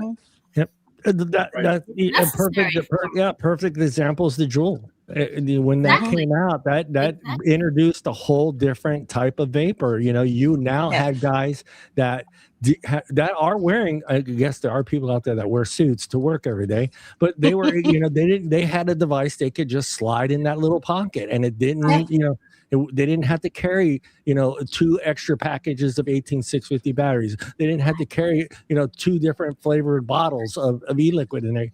And it introduced a whole different sector of people coming into our industry that were heavy smokers. Let's be honest. Some of the business people do smoke. They do smoke. Right. And if we're concerned about the environment, this is another context issue where you need to know that Americans throw away about 6 times more disposable cigarette lighters every year than disposable vapes. And they're both plastic, right? And they both pollute the environment. So the thing is, those disposable vapes prevent the cigarette lighters. Yeah, exactly. I got one even better for you, because this shocked me, Charles, when I saw this video, and it was talking about how rich China is getting from our garbage, and not just no, wait a minute, not just in recycling, but the amount of change that we throw in our garbage cans that we don't know that's there. They sift that out, and we're talking millions and millions of pennies, quarters, dimes. And I'm watching this video and I'm going, holy crap, I better start paying attention to what I'm sweeping in the dustpan, because they're getting they're loving it, because they're shifting all that garbage out, and they're finding quarters, dimes, pennies that got sucked up in the vacuum. You got sucked up in the vacuum, or got swept into the dustpan. They didn't see it. and yet here they are. They're making millions just off the change that we throw away every day. I was like, holy crap. Yeah, it's amazing what 11-year-old children can be forced to do. There you go. But when I was 11 years old, back in the day when there were payphones everywhere, I always went to the payphones and would pull down the thing. Yes. I did a poll. At least 1 out of 10 of them had a whole ton of coins in it. Yeah, I did a poll before we end the show, but I did a poll many years ago because I was kind of curious. how much money would have to be on the floor for you to actually bend over and pick up? Yeah. There's research on that. It blew me away what people did. They're like, it could be 3 cents, 3 pennies. They won't. Their people will not bend over to pick up a penny. They won't. If it's not a quarter, they're not picking it up. They're not. If it's not shiny, they're not picking it up. I was shocked. I was like, okay. And Charles brings. I did the same thing, Charles. I used to go through the mending machines and see who didn't pick up their change. Because a lot of people they get their candy bar back then and they would just walk away. Oh yeah. It was a tip, Charles. It was a tip. They were leaving a tip back then. That's how I got my candy money. Hell yeah! My money for comic books. Yeah, and then I used to have that really skinny arm that used to fit perfectly inside that thing, and it would go right up there. And I was able to pull that. I'm trying to think of a candy bar that I always doesn't wish exist. I knew that. It doesn't exist anymore. I'm trying to think of one, but I can't. And my mind's went blank. But it was probably like something. Did they still make whatchamacallits? I don't know. We'll go into And Robert asked a question. Robert brought up something and he said, with the step down that we do. Yeah. But you have to understand we're not allowed to do a step down. Exactly. Because that's titration. Yep. And only doctors can recommend that. That is correct. That was Yep.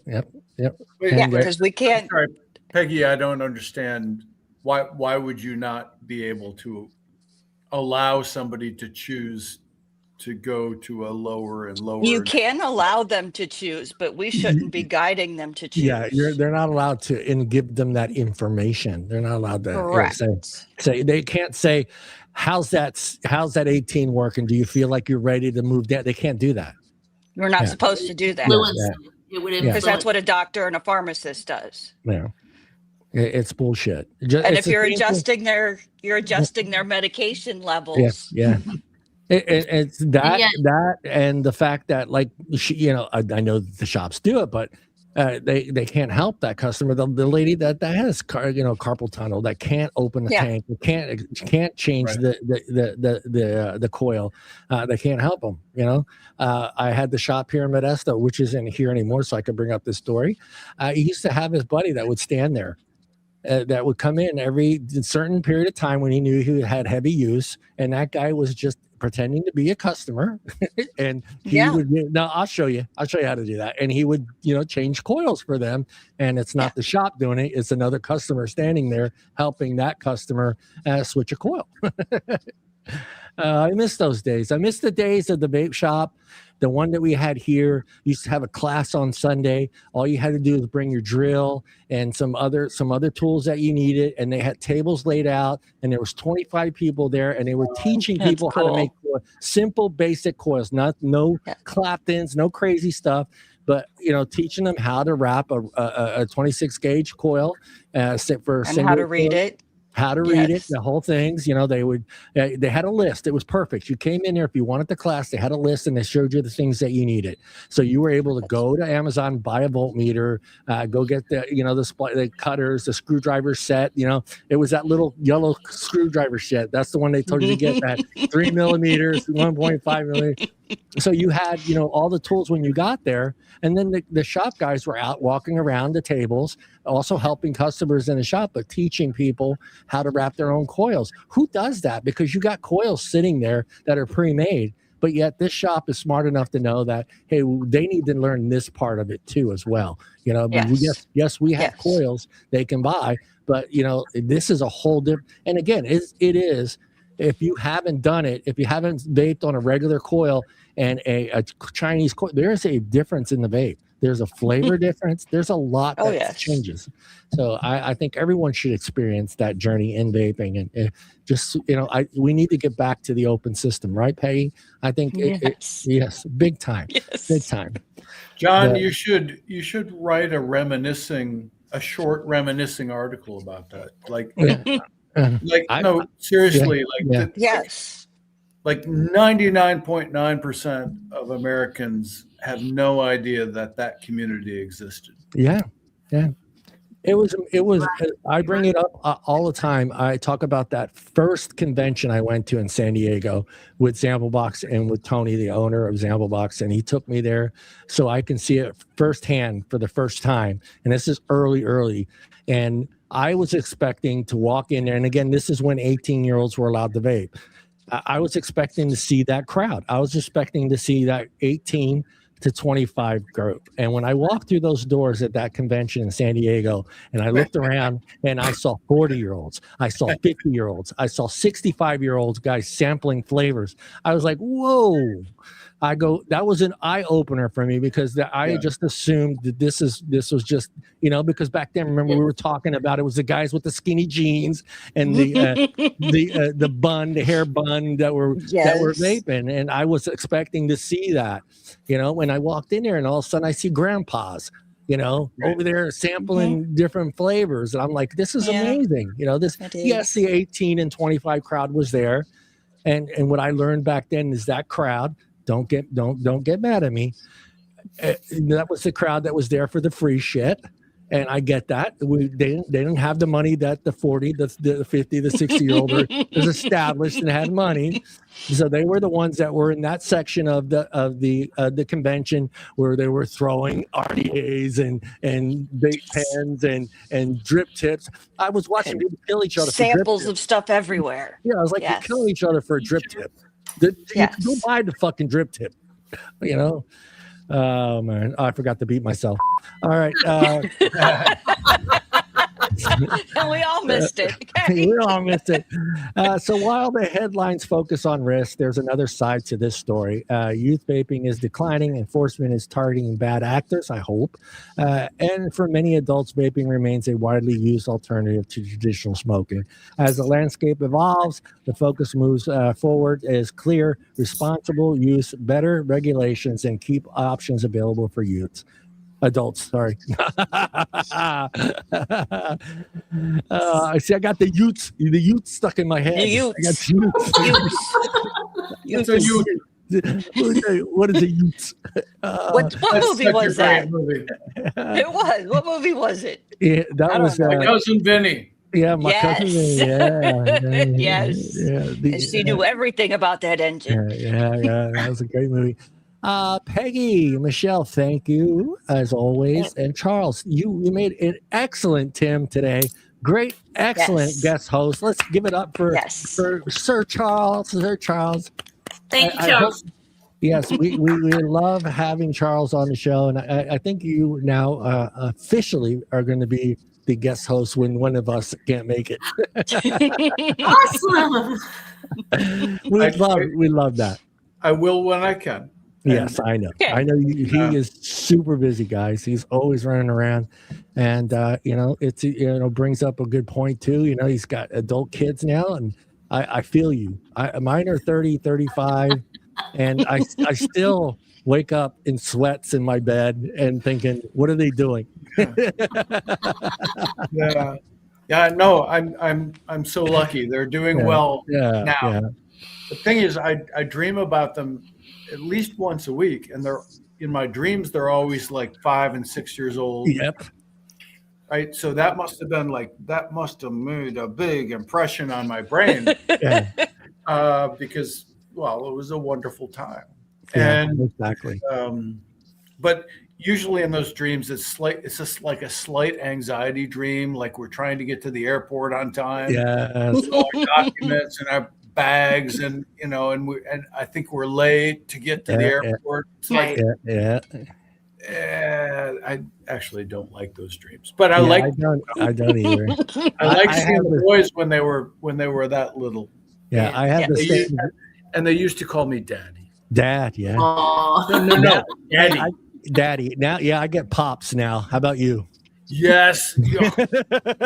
They only say that because it irritates you, right? It drives me crazy. Yeah, exactly. Hey, pops. I'm like, oh.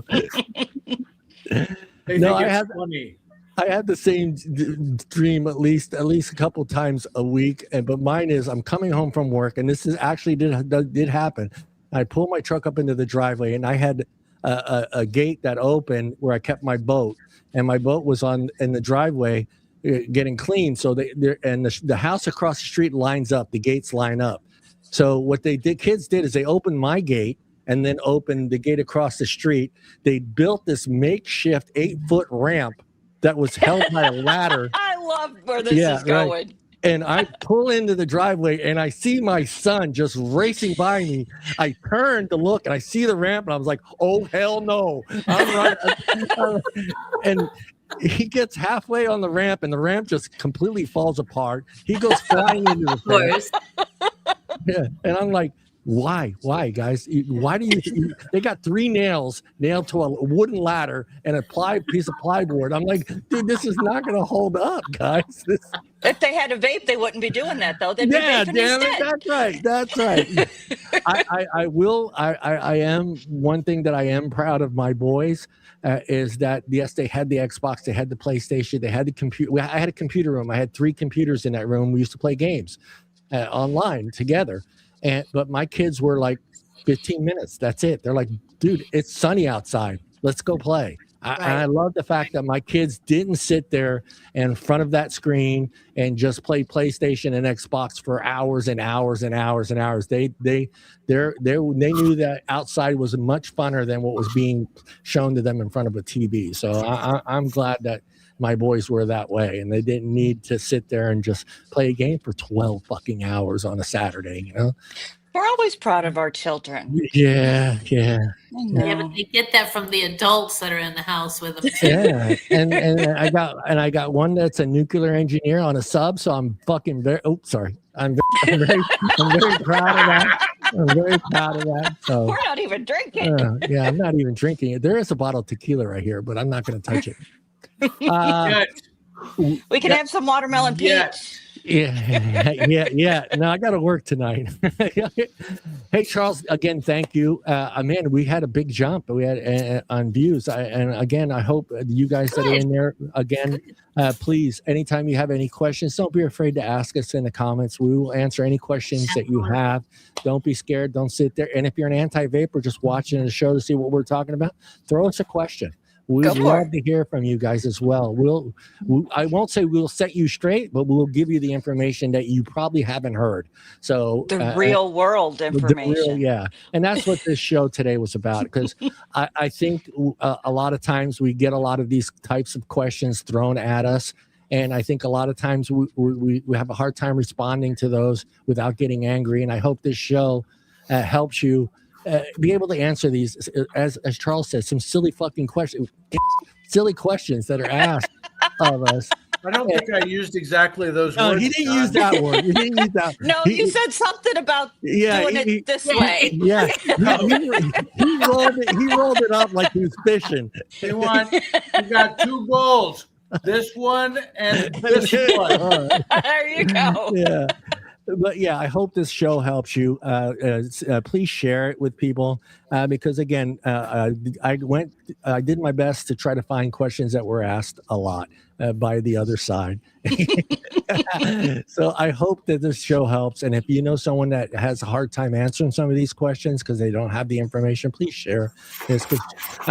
Like I said, I was really happy today. I was thinking this week because Tim wasn't going to be here. And I said, I got Charles, I got a great advocate in Michelle here, and I got an actual shop owner that witnesses all 3 of these, witnesses these types of questions constantly. So, and they have the answers. And I hope you take the time to watch and listen to some of these answers and write them down and be ready to respond to these absolutely stupid frigging questions that are asked constantly on us. And again, like Charles says, no other, I believe it too, Charles. There's no other I can't think of another product that has come through the FDA or any government system that has gone through the scrutiny that vaping has gone through in the last. There isn't any. No. Nothing close. Nothing close. And it's just absolutely bizarre. And, Charles, the old saying, right? Follow the money, right? People follow the fucking money. Just follow the damn money. There are a lot. We're the biggest supporters for the ballroom. Yeah. There are a lot of, nobody wants to talk about this, but the amount of perverse incentives baked into the system around this particular subject is just staggering. We were talking billions of dollars. Right. Yeah, and you're right, Lost World, exactly, because you can see Charles respond. His face is just the reaction on his face when I'm asking these questions. And if Charles is doing that, just imagine someone that doesn't have the information Charles already has in his head, and that person's just sitting there going, how do I respond to this question? It's so stupid, but how do I respond? Now go back, watch this video. These are questions that we are asked every day by anti-vapors, and I hope you take the time to go back, share this video, and let people watch this and have an actual response to these silly questions. And I know that everybody probably follows Charles, but he's got some excellent posts with lots of numbers. Yes. Yeah, his Twitter account is on the header, guys. So but there are no stupid questions. So that is correct. That is correct. Questions are good, and I 99% of the time I try to keep a civil voice and a respectful tone. And yes. Don't always succeed, but I try. That's why we call him Sir Charles. That's why we call him Sir Charles. Some of my posts just says, "Please help. I don't have time." There he is. Oh, look at those guys.